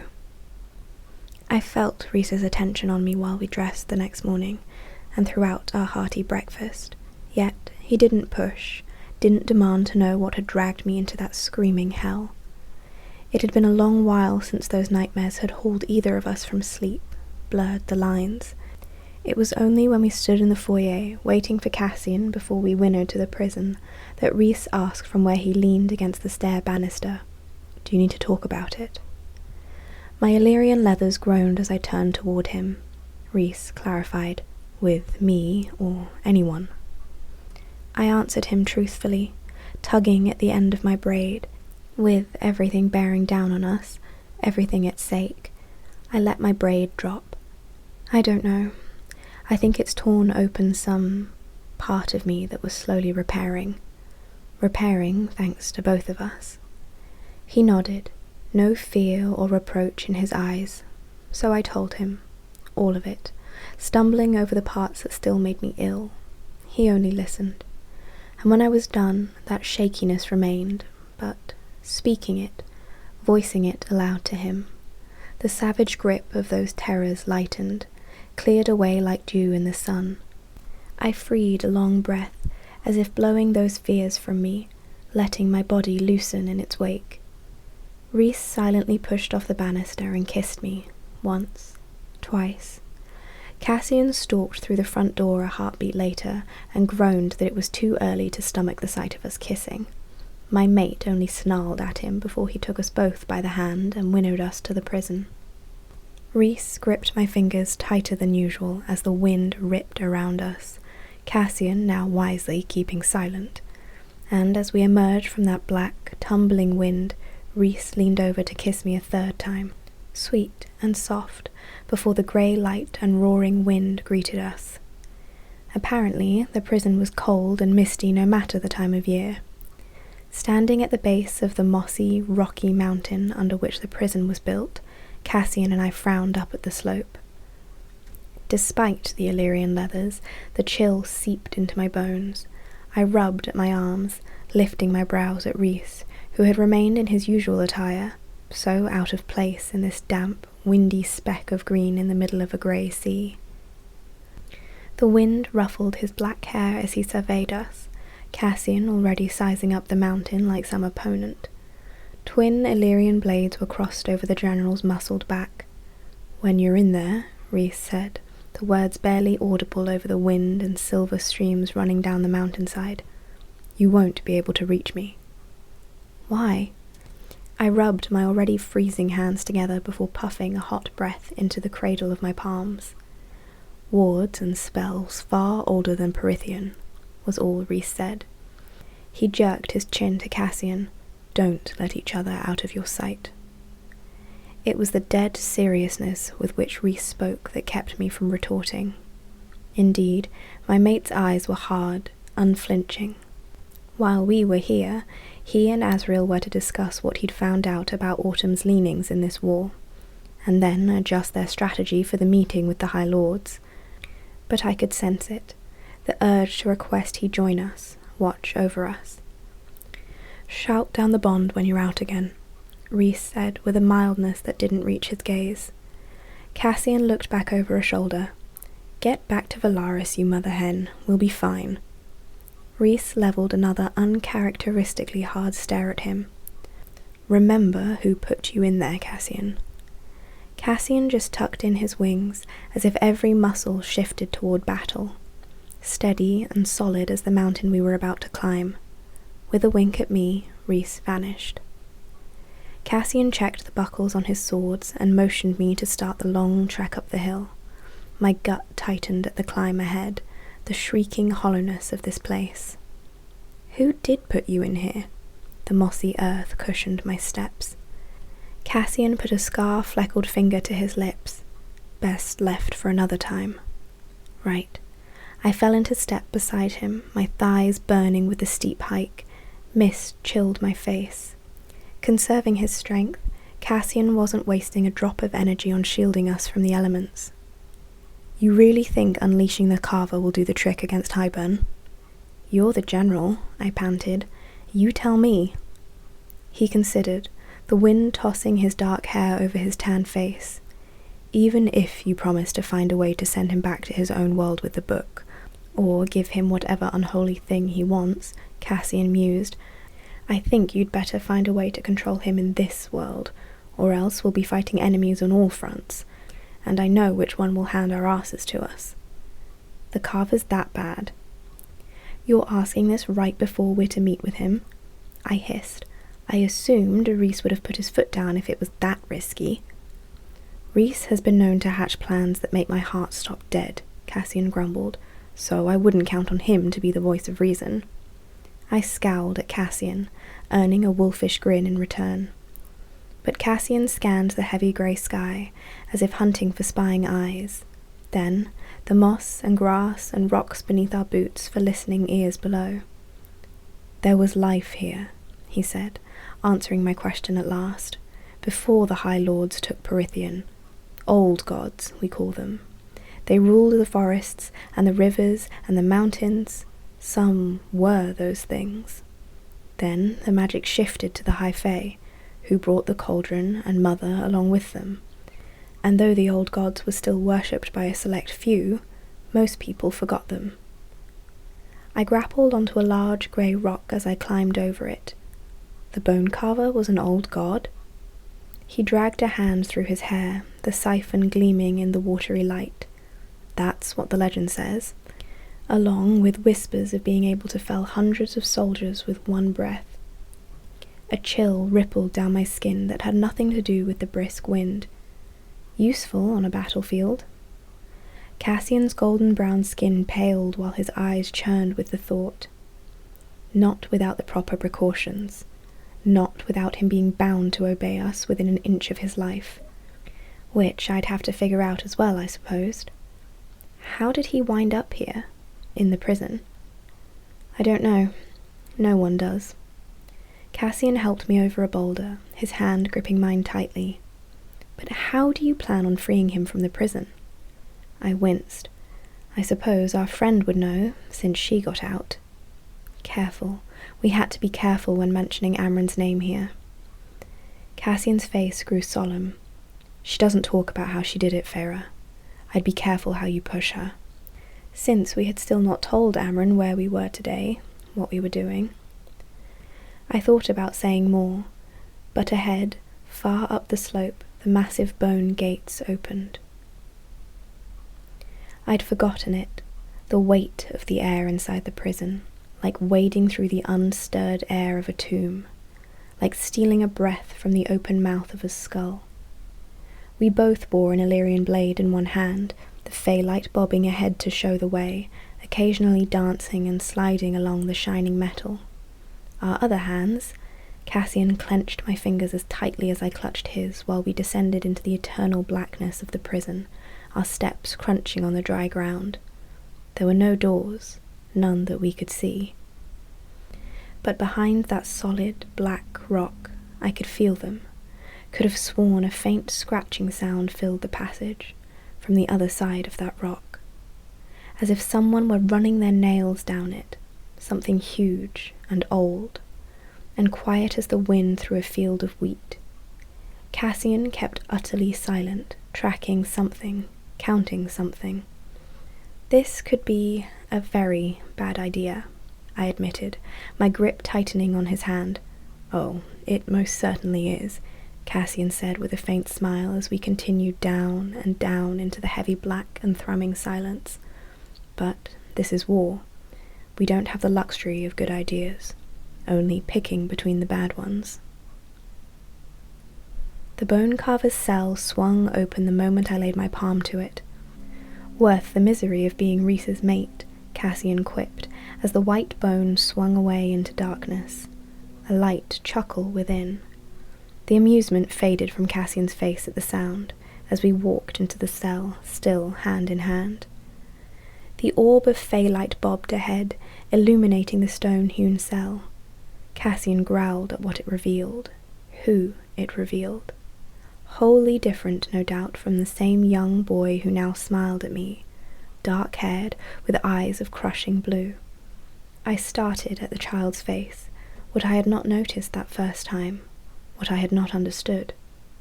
It was Rhys-Anne's face, the colouring, the eyes. It was my mate's face. But the carver's full, wide mouth curled into that hideous smile. That was my mouth, my father's mouth. The hair on my arms rose. The carver inclined his head in greeting and in confirmation, as if he knew precisely what I realized, who I had seen and was still seeing. The High Lord's son, my son, our son, should we survive long enough to bear him. Should I not fail in my task to recruit the carver, should we not fail to unify the High Lords and the Court of Nightmares, and keep that wall intact. It was an effort to keep my knees from buckling. Cassian's face was pale enough that I knew whatever he was seeing, it wasn't a beautiful young boy. "I was wondering when you'd return," the carver said, that boy's voice sweet and yet dreadful, from the ancient creature that lurked beneath it. "High lady," he added to me, "please accept my congratulations on your union." A glance at Cassian. "I can smell the wind on you." Another little smile. "Have you brought me a gift?" I reached into the pocket of my jacket and chucked a small shard of bone no bigger than my hand at the carver's feet. This is all that's left of the ACOWAR after I splattered him on the streets of Valaris. Those blue eyes flared with unholy delight. I hadn't even known we'd kept this fragment. It had been stored until now, precisely for this sort of thing. "So bloodthirsty, my new high lady," the carver purred, picking up the cracked bone and turning it over in those small, delicate hands. And then the carver said, "I smell my sister on you, Cursebreaker." My mouth went dry. His sister? Did you steal from her? Did she weave a thread of your life into her loom? The weaver of the wood. My heart thundered. No breathing could steady it. Cassian's hand tightened around mine. The carver purred to Cassian. "If I tell you a secret, warrior heart, what will you give me?" Neither of us spoke. Carefully. We'd have to phrase and do this so carefully. The carver stroked the shard of bone in his palm, attention fixed upon a stone-faced Cassian. "What if I tell you what the rock and darkness and sea beyond whispered to me, Lord of Bloodshed? How they shuddered in fear on that island across the sea. How they trembled when she emerged. She took something precious. She ripped it out with her teeth." Cassian's golden brown face had drained of colour, his wings tucking in tight. "What did you wake that day in Highburn, Prince of Bastards?" My blood went cold. What came out was not what went in. A rasping laugh as the carver laid the shard of bone on the ground beside him. "How lovely she is, new as a fawn and yet ancient as the sea. How she calls to you, a queen as my sister once was, terrible and proud, beautiful as a winter sunrise." Reese had warned me of the inmate's capacity to lie, to sell anything to get free. "Nesta," the bone carver murmured. "Nesta." I squeezed Cassian's hand. Enough. It was enough of this teasing and taunting, but he didn't look at me. "How the wind moans her name. Can you hear it too? Nesta, Nesta, Nesta." I wasn't sure Cassian was breathing. What did she do, drowning in the ageless dark? What did she take? It was the bite in the last word that snapped my tether of restraint. If you wish to find out, perhaps you should stop talking long enough for us to explain. My voice seemed to shake Cassian free of whatever trance he'd been in. His breathing surged, tight and fast, and he scanned my face, apology in his eyes. The carver chuckled. "I so rarely get company. Forgive me for wanting to make idle talk." He crossed an ankle over a foot. "And why have you sought my services?" "We attained the Book of Breathings," I said casually. "There are interesting spells inside. Codes within codes within codes. Someone we know cracked most of them. She is still looking for others. Spells that could send someone like her home. Others like her too." The carver's violet eyes flared bright as flame. "I'm listening."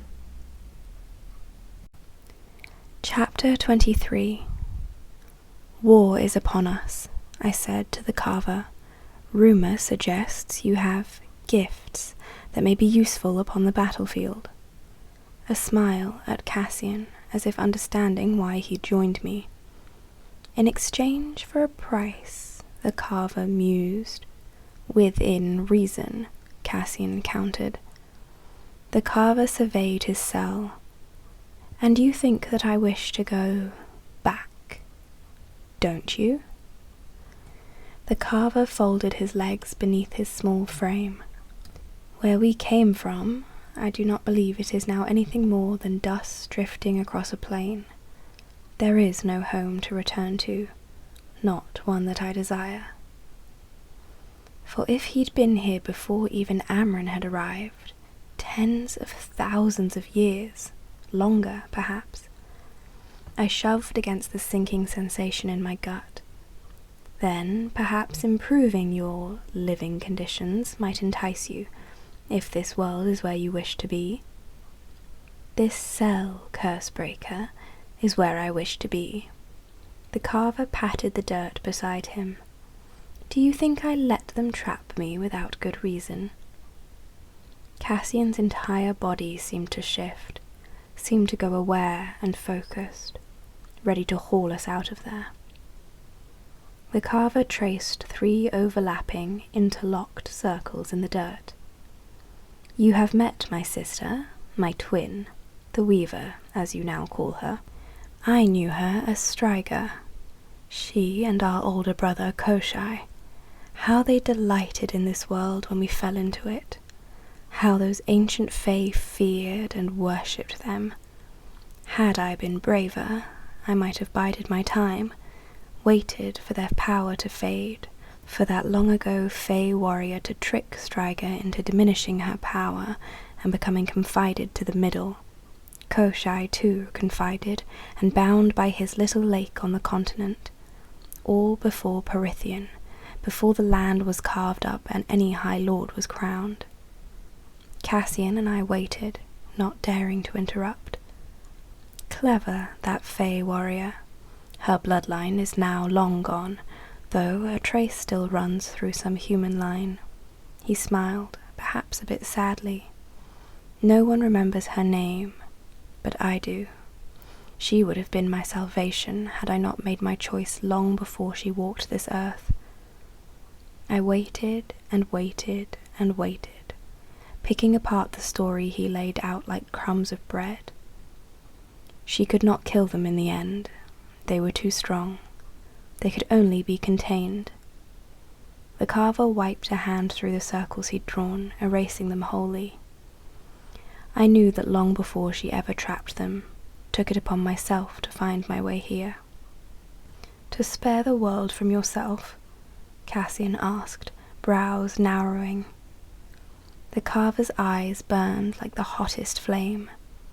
To hide from my siblings. I blinked. Why? They are death gods, girl, the carver hissed. You are immortal, or long-lived enough to seem that way. But my siblings and I, we are different. And the two of them, stronger, so much stronger than I ever was. My sister, she found a way to eat life itself. To stay young and beautiful forever thanks to the lives she steals. The weaving, the threads inside that house, the roof made of hair. I made a note to throw Rhys in the Sidra for sending me into that cottage. But the carver himself... If they are death gods, I said, then what are you? Death.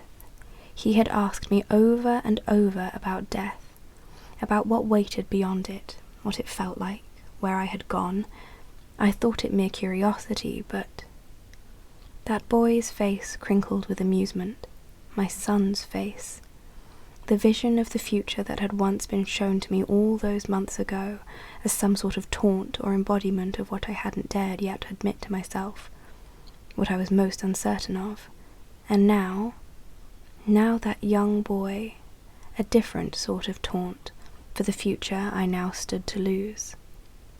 I am forgotten, that's what I am, and that's how I prefer to be. The carver rested his head against the wall of rock behind him. So you will find that I do not wish to leave, that I have no desire to remind my sister and brother that I am alive and in the world. Contained and diminished as they are, their influence remains considerable. If Hybern wins this war, Cassian said roughly, you might find the gates of this place blown wide open, and your sister and brother unleashed from their own territories and interested in paying a visit. Even Hybern is not that foolish. A satisfied huff of air. I'm sure there are other inmates here who will find your offer tempting. My blood roared. You will not even consider assisting us. I waved a hand to the cell. This is what you would prefer, for eternity? If you knew my brother and sister, Cursebreaker, you would find this a much wiser and more comfortable alternative. I opened my mouth, but Cassian squeezed my hand in warning. Enough. We'd said enough, revealed enough, looking so desperate, it would help nothing. We should go, Cassian said to me, the very picture of unruffled calm. The delights of the hewn city await. We'd indeed be late if we didn't leave now. I threw a glare at the carver by way of farewell, letting Cassian lead me toward the door of the cell. You are going to the hewn city, the carver said, not entirely a question. I don't see how that is any business of yours, I said over my shoulder. The carver's beat of silence echoed around us, made us pause on the threshold. One last attempt, the carver mused, eyes skating over us, to rally the entirety of the night court, I suppose. Again, it is none of your concern, I said coolly. The carver smiled. You will be bargaining with him. A glance at the tattoo on my right hand. I wonder what Kyr's asking price will be. A low laugh. Interesting. Cassian let out a long, suffering sigh. Out with it. The bone carver again fell silent, toying with the shard of the Ator's bone in the dirt beside him. The eddies of the cauldron swirl in strange ways, he murmured, more to himself than to us. We're going, I said, making to turn again, hauling Cassian with me. My sister had a collection of mirrors in her black castle, the carver said. We halted once more. She admired herself day and night in those mirrors, gloating over her youth and beauty. There was one mirror, the Ouroboros, she called it. It was old even when we were young, a window to the world. All could be seen, all could be told through its dark surface. Kyr possesses it, an heirloom of his household. Bring it to me, that is my price, the Ouroboros, and I am yours to wield, if you can find a way to free me. A hateful smile. I exchanged a glance with Cassian, and we both shrugged at the carver. We'll see, was all I said before we walked out. Cassian and I sat on a boulder overlooking a silver stream, breathing in the chill mists. The prison loomed at our backs, a dreadful weight blocking out the horizon. You said that you knew the carver was an old god, I mused softly. Did you know he was a death god? Cassian's face was taut. I guessed. When I lifted a brow, he clarified. He carves deaths into bones, sees them, enjoys them. It wasn't hard to figure out. I considered. Was it you or Rhys who suggested you come here with me? I wanted to come, but Rhys, he guessed it too. Because what we'd seen in Nesta's eyes that day. Like calls to like, I murmured. Cassian nodded tightly. I don't think even the carver knows what Nesta is, but I wanted to see, just in case. Why? I want to help. It was answer enough. We fell into silence, the stream gurgling as it rushed by. Would you be frightened of her if Nesta was death, or if her power came from it? Cassian was quiet for a long moment. He said at last, I'm a warrior. I've walked beside death my entire life. I would be more afraid for her to have that power, but not afraid of her. He considered and added after a heartbeat, nothing about Nesta could frighten me. I swallowed and squeezed his hand. Thank you. I wasn't even sure why I said it, but he nodded all the same. I felt him before he appeared, a spark of star-kissed joy flaring through me right as Rhys stepped out of the air itself. "Well?" Cassian hopped off the boulder, extending a hand to help me down. "You're not going to like his asking price." Rhys held out both hands to winnow us back to Valaris. "If he wants the fancy dinner plates, he can have them." Neither Cassian nor I could muster a laugh as we both reached for Rhys's outstretched hands. "You'd better bring your bargaining skills tonight," was all Cassian muttered to my mate before we vanished into shadow. Chapter 24. When we returned to the townhouse in the height of summer afternoon heat, Cassian and Asriel drew sticks for who would remain in Valaris that night. Both wanted to join us at the hewn city, but someone had to guard the city, part of their long-held protocol.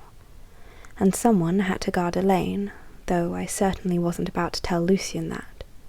Cassian, swearing and pissy, got the short stick, and Asriel only clapped him on the shoulder before heading up to the house to prepare. I followed after him a few minutes later, leaving Cassian to tell Rhys the rest of what the carver had said, what he wanted. There were 2 people I needed to see up at the house before we left. I should have checked in on Elaine earlier, should have remembered that her would-have-been wedding was in a few days, but I cursed myself for forgetting it. And as for Lucien, it wouldn't hurt, I told myself, to keep tabs on where he was. How that conversation with Asriel had gone yesterday. Make sure he remembered the rules we'd set. But 15 minutes later I was trying not to wince as I walked down the halls of the House of Wind, grateful Asriel had gone ahead. I'd winnowed into the sky above the highest balcony, and since I figured now was as good a time as any to practice flying, I'd summoned wings, and fallen 20 feet onto hard stone.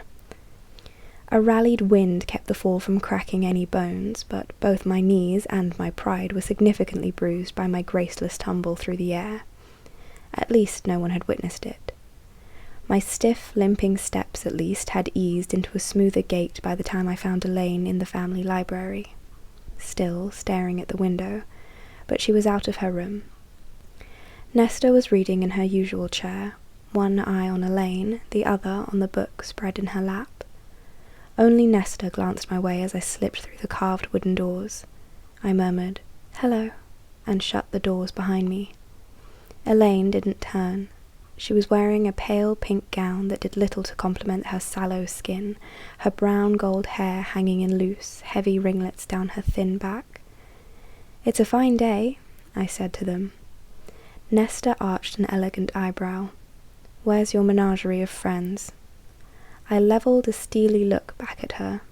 "Those friends have offered you shelter and comfort, and training, or whatever Amram was doing. Are you ready for tonight?" "Yes." Nesta merely resumed reading the book in her lap. Pure dismissal. I let out a little snort that I knew would make her see red, and strode for Elaine.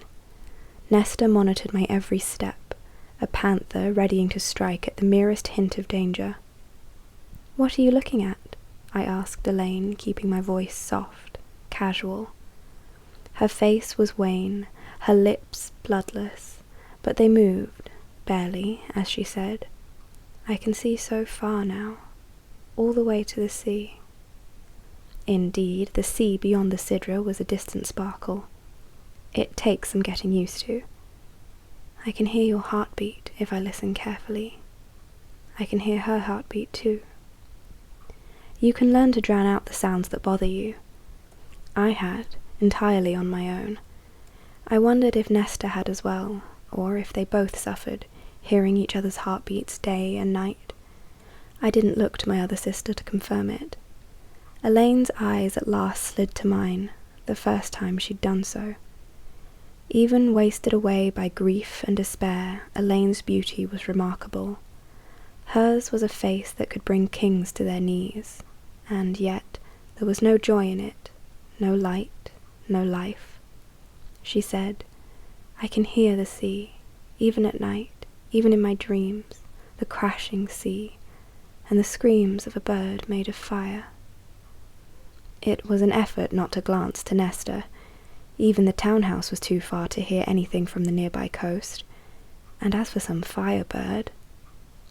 "There is a garden at my other house," I said. "I'd like for you to come to tend to it if you're willing." Elaine only turned toward the sunny windows again, the light dancing in her hair. "Will I hear the earthworms writhing through the soil, or the stretching of the roots? Will the bird of fire come to sit in the trees and watch me?" I wasn't sure if I should answer. It was an effort to keep from shaking. But I caught Nesta's eye, noting the glimmer of pain on my eldest sister's face before it was hidden beneath that cool mask. "There's a book I need you to help me find, Nesta," I said, giving a pointed stare to the stacks to my left. Far enough away for privacy, but close enough to remain nearby should Elaine need anything, do anything. Something in my chest cracked as Nesta's eyes also went to the windows before Elaine, to check, as I did, for whether they could be easily opened. Mercifully, they were permanently sealed, likely protect against some careless fool forgetting to close them and ruining the books. Likely Cassian. Nesta wordlessly set down her book and followed me to the small labyrinth of stacks, both of us keeping an ear on the main sitting area. When we were far enough away, I threw up a shield of hard wind around us, keeping any sound inside. "How did you get her to leave her room?" "I didn't," Nesta said, leaning against a shelf and crossing her slim arms. "I found her in here. She wasn't in bed when I awoke." Nesta must have panicked upon finding her room empty. "Did she eat anything?" "No. I managed to get her to drink some broth last night. She refused anything else. She's been talking in those half riddles all day." I dragged a hand through my hair, freeing strands from my braid. "Did anything happen to trigger—" "I don't know. I check on her every few hours." Nesta clenched her jaw. "I was gone for longer yesterday, though." "While she trained with Amren." Rhys had informed me that by the end of it, Nesta's rudimentary shields were solid enough that Amren deemed my sister ready for tonight. But there, beneath that cool demeanour, guilt, panic. "I doubt anything happened," I said quickly. "Maybe it's just part of the recovery process, her adjustment to being Fae." Nesta didn't look convinced. "Does she have powers, like mine?" "And what exactly are those powers, Nesta?" "I don't know. I don't think so, unless this is the first sign of something manifesting." It was an effort not to add, "If you'd talk about what went on in the cauldron, perhaps we'd have a better understanding of it. Let's give her a day or two.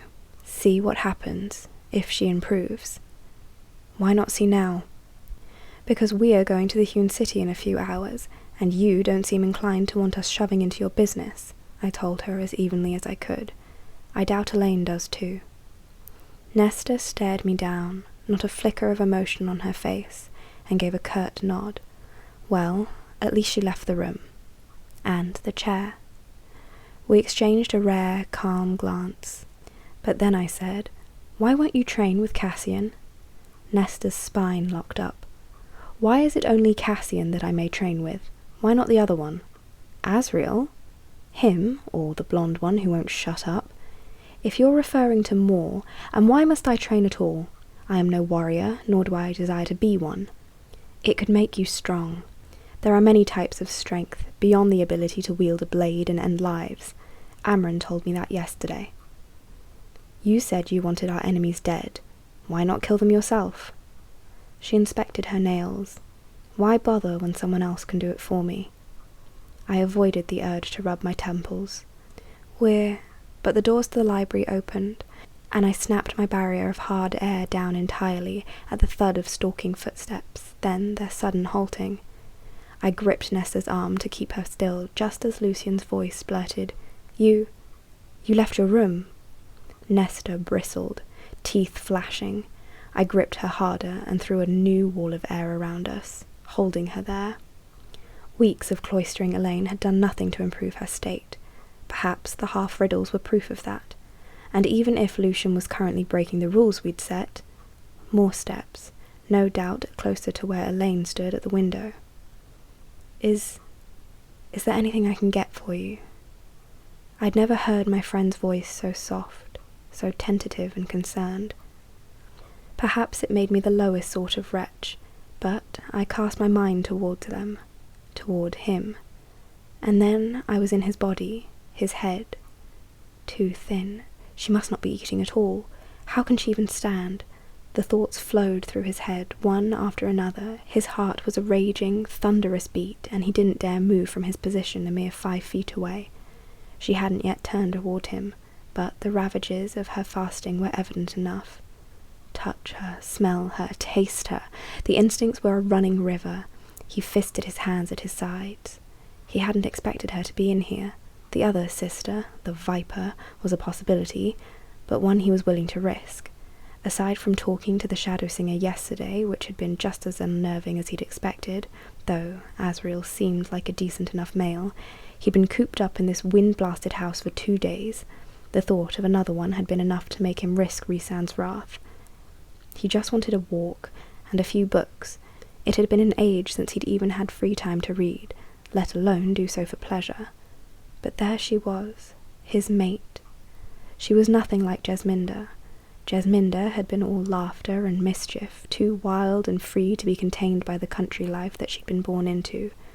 She had teased him, taunted him, seduced him so thoroughly that he hadn't wanted anything but her. She'd seen him not as a High Lord's 7th son, but as a male, had loved him without question, without hesitation. She had chosen him. Elaine had been thrown at him. He glanced towards the tea service spread on a low-lying table nearby. "I'm going to assume that one of those cups belongs to your sister." Indeed, there was a discarded book in the Viper's usual chair. Cauldron help the male who wound up shackled to her. "Do you mind if I help myself to the other?" He tried to sound casual, comfortable, even as his heart raced and raced, so swift he thought he might vomit on the very expensive, very old carpet, from Sangrevar, if the patterns and rich dyes were any indication. Rhysand was many things, but he certainly had good taste. This entire place had been decorated with thought and elegance, with a penchant for comfort over stuffiness. He didn't want to admit he liked it, didn't want to admit that he found the city beautiful, that the circle of people who now claimed to be Feyre's new family, it was what, long ago, he'd once thought life at Tamlin's court would be. An ache like a blow to the chest went through him, but he crossed the rug, forced his hands to be steady while he poured himself a cup of tea and sat in the chair opposite Nesta's vacant one. "There's a plate of biscuits. Would you like one?" He didn't expect her to answer, and he gave himself all of 1 more minute before he'd rise from this chair and leave, hopefully avoiding Nesta's return. But sunlight on gold caught his eye, and Elaine slowly turned from her vigil at the window. He had not seen her entire face since that day in Highburn. Then it had been drawn and terrified, then utterly blank and numb, her hair plastered to her head, her lips blue with cold and shock. Looking at her now, she was pale, yes, the vacancy still glazing her features, but he couldn't breathe as she faced him fully. She was the most beautiful female he'd ever seen. Betrayal, queasy and oily, slid through his veins. He'd said the same thing to Jasminda once. But even as shame washed through him, the words, the sense chanted, "Mine, you are mine, and I am yours. Mate." Her eyes were the brown of a fawn's coat, and he could have sworn something sparked in them as she turned to meet his gaze. "Who are you?" He knew without demanding clarification that she was aware of what he was to her. "I am Lucian, 7th son of the High Lord of the Autumn Court." And a whole lot of nothing. He'd told the Shadow Singer all he knew, of his surviving brothers, of his father, his mother. He'd kept some details irrelevant and utterly personal to himself. Everything else, his father's closest allies, the most conniving courtiers and lords, he'd handed it over. Granted, it was dated by a few centuries, but in his time as emissary, from the information he'd gathered, not much had changed. They'd all acted the same under the mountain anyway. And after what had happened with his brothers a few days ago, There was no tinge of guilt when he told Asriel what he knew. None of what he felt when he looked toward the south, toward both of the courts he'd called home. For a long moment Elaine's face did not shift, but those eyes seemed to focus a bit more.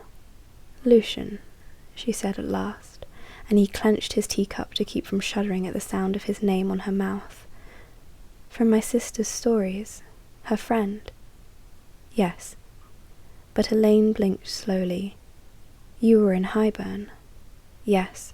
It was all he could say. "You betrayed us." He wished she'd shoved him out of the window behind her. It was a mistake. Her eyes went frank and cold. "I was to be married in a few days." He fought against the bristling rage, the irrational urge to find the male who'd claimed her and shred him apart. The words were a rasp, as he instead said, "I know. I'm sorry." She did not love him, want him, need him. Another male's bride. A mortal man's wife. Or she would have been. She looked away, toward the windows.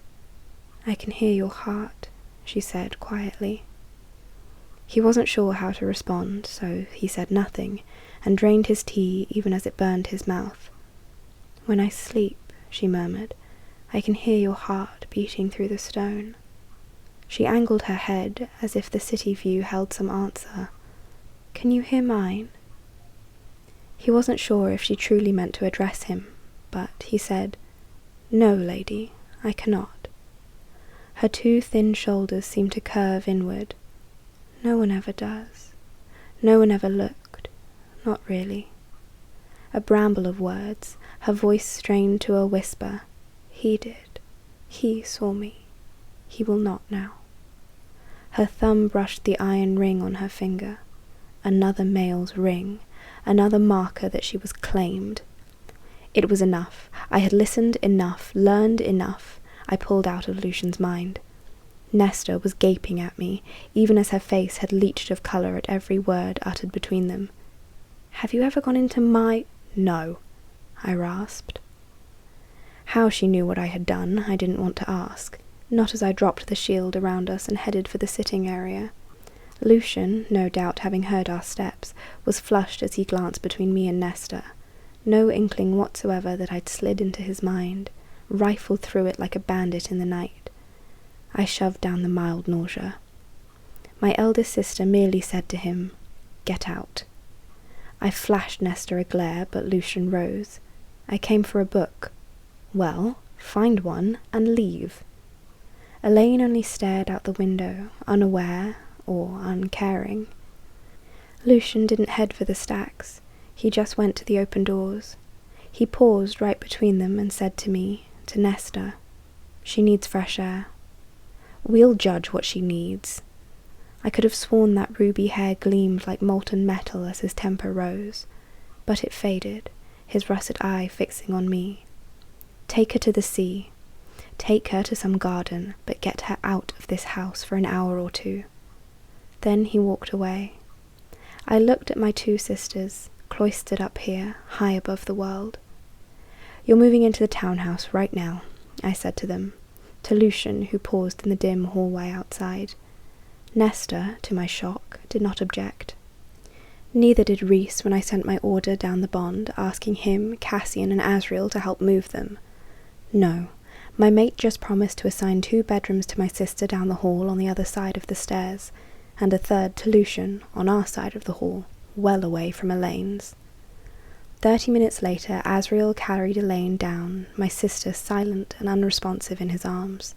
Nesta had looked ready to walk off the balcony rather than let Cassian, already dressed and armed for guarding the townhouse tonight, hold her. So I nudged her towards Rhys, pushed Lucian towards Cassian, and flew myself back. Or tried to, again. I soared for about half a minute, savouring the cleansing scream of the wind before my wings wobbled, my back strained, and the fall became unbearably deadly. I winnowed the rest of the way to the townhouse, and adjusted vases and figurines in the sitting room while waiting for them. Asriel arrived first, no shadows to be seen, my sister a pale golden mass in his arms. He too wore his Illyrian armour, Elaine's golden brown hair snagging in some of the black scales across his chest and shoulders. He set her down gently on the foyer carpet, having carried her in through the front door. Elaine peered up at his patient, solemn face. Asriel smiled faintly. "Would you like me to show you the garden?" She seemed so small before him, so fragile compared to the scales of his fighting leathers, the breadth of his shoulders, the wings peeking over them. But Elaine did not balk from him, did not shy away as she nodded, just once. Asriel, graceful as any courtier, offered her an arm. I couldn't tell if she was looking at his blue siphon or at his scarred skin beneath as she breathed. Beautiful. Colour bloomed high on Asriel's golden brown cheeks, but he inclined his head in thanks and led my sister towards the back door into the garden, sunlight bathing them. A moment later, Nesta was stomping through the front door, her face a remarkable shade of green. "I need a toilet." I met Rhys's stare as he prowled in behind her, hands in his pocket. "What did you do?" His brows shot up, but I wordlessly pointed Nesta toward the powder room beneath the stairs, and she vanished, slamming the door behind her. "Me?" Rhys leaned against the bottom post of the banister. "She complained that I was flying deliberately slow. So, I went fast." Cassian and Lucian appeared, neither looking at the other. But Lucian's attention went right to the hallway toward the back, his nostrils flaring as he scented Elaine's direction, and who she'd gone with. A low snarl slipped out of him. "Relax," Rhys said. "Asriel isn't the ravishing type." Lucian cut him a glare. Mercifully, or perhaps not, Nesta's retching filled the silence. Cassian gaped at Rhys. "What did you do?"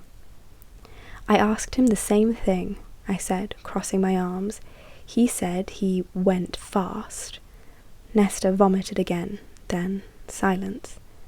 Cassian sighed at the ceiling. "She'll never fly again." The doorknob twisted, and we tried, or at least Cassian and I did, not to seem like we'd been listening to her. Nesta's face was still greenish pale, but her eyes burned. There was no way of describing that burning, and even painting it might have failed. Her eyes remained the same blue-grey as my own, and yet molten ore was all I could think of, quicksilver set aflame. She advanced a step toward us, all her attention fixed on Rhys. Cassian casually stepped in her path, wings folded in tight, feet braced apart on the carpet. A fighting stance, casual, but his siphons glimmered. "Do you know," Cassian drawled to her, "that the last time I got into a brawl in this house, I was kicked out for a month?" Nesta's burning gaze slid to him, still outraged, but hinted with incredulity. He just went on. "It was Amren's fault, of course, but no one believed me, and no one dared banish her." She blinked slowly, but the burning, molten gaze became mortal, or as mortal as one of us could be, until Lucian breathed, "What are you?" Cassian didn't seem to dare take his focus off Nesta, but my sister slowly looked at Lucian. "I made it give something back," she said with terrifying quiet.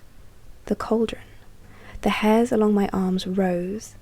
Nesta's gaze flicked to the carpet, then to a spot on the wall. "I wish to go to my room." It took a moment to realize she'd spoken to me. I cleared my throat. "Up the stairs, on your right, second door, or the third, whichever suits you. The other one is for Elaine. We need to leave in—" I squinted at the clock in the sitting room. 2 hours. A shallow nod was her only acknowledgement and thanks. We watched as she headed up the steps, her lavender gown trailing after her, one slender hand braced on the rail. "I'm sorry," Rhys called up after her. Her hand tightened on the rail, the whites of her knuckles poking through her pale skin, but she didn't say anything as she continued on. "Is that sort of thing even possible?" Cassian murmured when the door to her room had shut. "For someone to take from the cauldron's essence?" "It would seem so," Rhys mused, then said to Lucian, The flame in her eye was not of your usual sort, I take it. Lucian shook his head. No, it spoke to nothing in my own arsenal. That was ice so cold it burned, ice and yet fluid like flame, or flame made of ice. I think it's death, I said quietly. I held Rhys's gaze, as if it were again the tether that had kept me in this world. I think the power is death, death made flesh, or whatever power the cauldron holds over such things. That's why the carver heard it, heard about her. Mother above, Lucian said, dragging a hand through his hair. Cassian gave him a solemn nod. But Rhys rubbed his jaw, weighing, thinking. Then he said simply, only Nesta would not just conquer death, but pillage it. No wonder she didn't wish to speak to anyone about it, didn't wish to bear witness on our behalf. It had been mere seconds for us while she'd gone under. I had never asked either of my sisters how long it had been for them inside that cauldron. Asriel knows you're watching, Rhys drawled from where he stood before the mirror in our bedroom, adjusting the lapels on his black jacket. The townhouse was a quiet flurry of activity as we prepared to leave. Moore and Dameron had arrived half an hour ago, the former heading for the sitting room, the latter bearing a dress for my sister. I didn't dare ask Amren to see what she had selected for Nesta. Training, Amren had said days ago.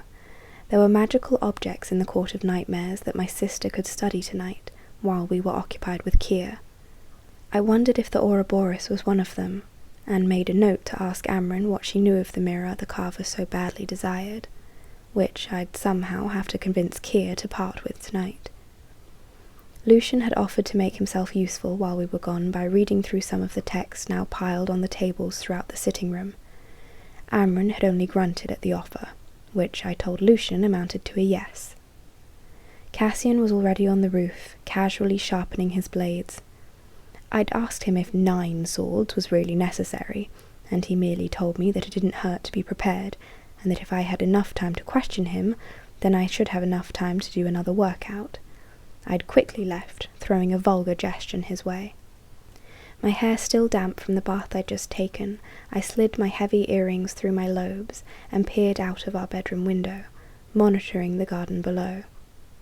Elaine sat silently at one of the wrought-iron tables, a cup of tea before her. Asriel was sprawled on the chaise longue across the grey stones, sunning his wings and reading what looked to be a stack of reports, likely information on the autumn court that he planned to present to Rhys once he'd sorted through it all. Already dressed for the hewn city, the brutal, beautiful armour so at odds with the lovely garden, and my sister sitting within it. Why not make them mates? I mused. Why Lucian? I'd keep that question from Lucian. I'm serious. I turned toward him and crossed my arms. What decides it? Who decides it?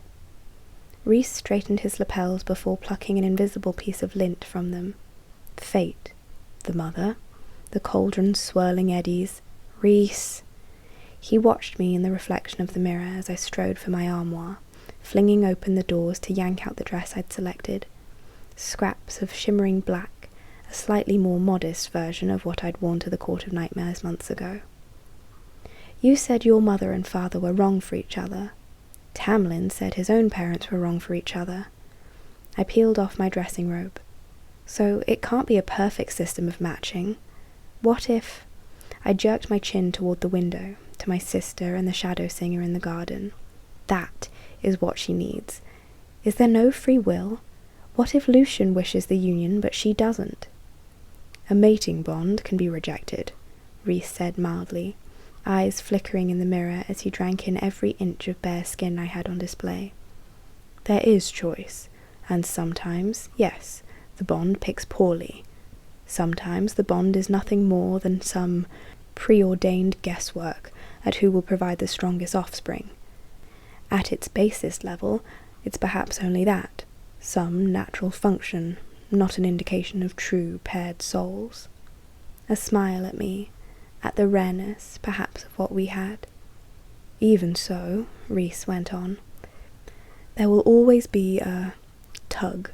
For the females, it is usually easier to ignore, but the males, it can drive them mad.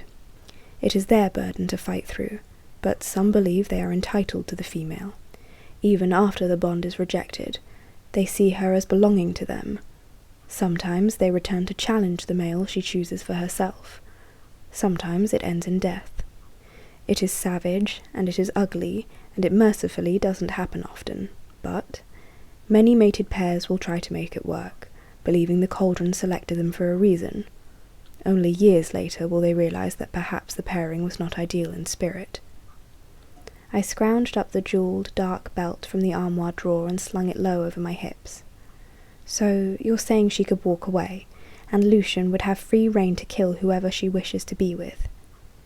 Rhys turned from the mirror at last, his dark clothes pristine, cut perfectly to his body. No wings tonight. Not free rein, not in my lands. It has been illegal in our territory for a long, long time for males to do that, even before I was born. Other courts, no. On the continent, there are territories that believe females literally belong to their mate, but not here. Elaine would have our full protection if she rejects the bond, but it will still be a bond, however weakened, that will trail her for the rest of her existence. Do you think she and Lucian match well? I pulled out a pair of sandals that laced up my bare thighs and jammed my feet into them before beginning work on the bindings. You know them better than I do, but I will say that Lucian is loyal, fiercely so. So is Asriel. Asriel, Rhys said, has been preoccupied with the same female for the past 500 years. Wouldn't the mating bond have snapped into place for them if it exists? Rhys's eyes shuttered. I think that is a question Asriel has been asking himself every day since he met Moore. He sighed as I finished one foot and started on the other. Am I allowed to request that you not play matchmaker? Let them sort it out. I rose, bracing my hands on my hips. I would never meddle in someone else's affairs. He only raised a brow in silent challenge, and I knew precisely what he referred to. My gut tightened as I took a seat at the vanity and began braiding my hair into a coronet atop my head. Perhaps I was a coward for not being able to ask it aloud, but I said down the bond, was it a violation, going into Lucian's mind like that? I can't answer that for you. Rhys came over and handed me a hairpin. I slid it into a section of braid. I needed to be sure that he wasn't about to try to grab her, to sell us out. He handed me another. And did you get an answer to that? We worked in unison, pinning my hair into place. I think so. It wasn't just about what he thought, it was the feeling. I sensed no ill will, no conniving, only concern for her, and sorrow, longing. I shook my head. Do I tell him what I did? Rhys pinned a hard-to-reach section of my hair. You have to deem whether the cost is worth assuaging your guilt. The cost being Lucian's tentative trust in me, this place. I crossed a line, but you did it to ensure the safety of people you love. I didn't realize. I trailed off, shaking my head again. He squeezed my shoulder. Didn't realize what? I shrugged, slouching on the cushioned stool. That it be so complicated. My face warmed. I know that sounds terribly naive. It's always complicated, and it never gets easier, no matter how many centuries I've been doing it. I pushed around the extra hairpins on the vanity. It's the second time I've gone into his mind. Then say it's the last and be done with it. I blinked, lifting my head. I'd painted my lips in a shade of red so dark it was nearly black, and now they pressed into a thin line. He clarified, what's done is done. Agonizing over it won't change anything. You realized it was a line you didn't like crossing, and so you won't make that mistake again. I shifted in my seat. Would you have done it? Rhys considered. Yes, and I would have felt just as guilty afterwards. Hearing that settled something deep down. I nodded once, twice. If you want to make yourself feel a little better, he added, Lucian did technically violate the rules we set, so you were entitled to look into his mind, if only to ensure the safety of your sister. He crossed the line first. That thing deep in me eased a little more. You're right. And it was done. I watched Rhys in the mirror as a dark crown appeared in his hands, the one of the raven's feathers I'd seen him wear, or its feminine twin, a tiara, which he gently, reverently set before the braid we'd pinned into place atop my head. The original crown. It appeared atop Rhys's head a moment later. Together we stared at our reflection, Lord and Lady Knight. Ready to be wicked? He purred in my ear. My toes curled at the caress in that voice, at the memory of the last time we'd gone to the Court of Nightmares, how I'd sat in his lap, where his fingers had drifted. I rose from the bench, facing him fully. His hands skimmed the bare skin along my ribs, between my breasts, down the outside of my thighs. Oh, he remembered too.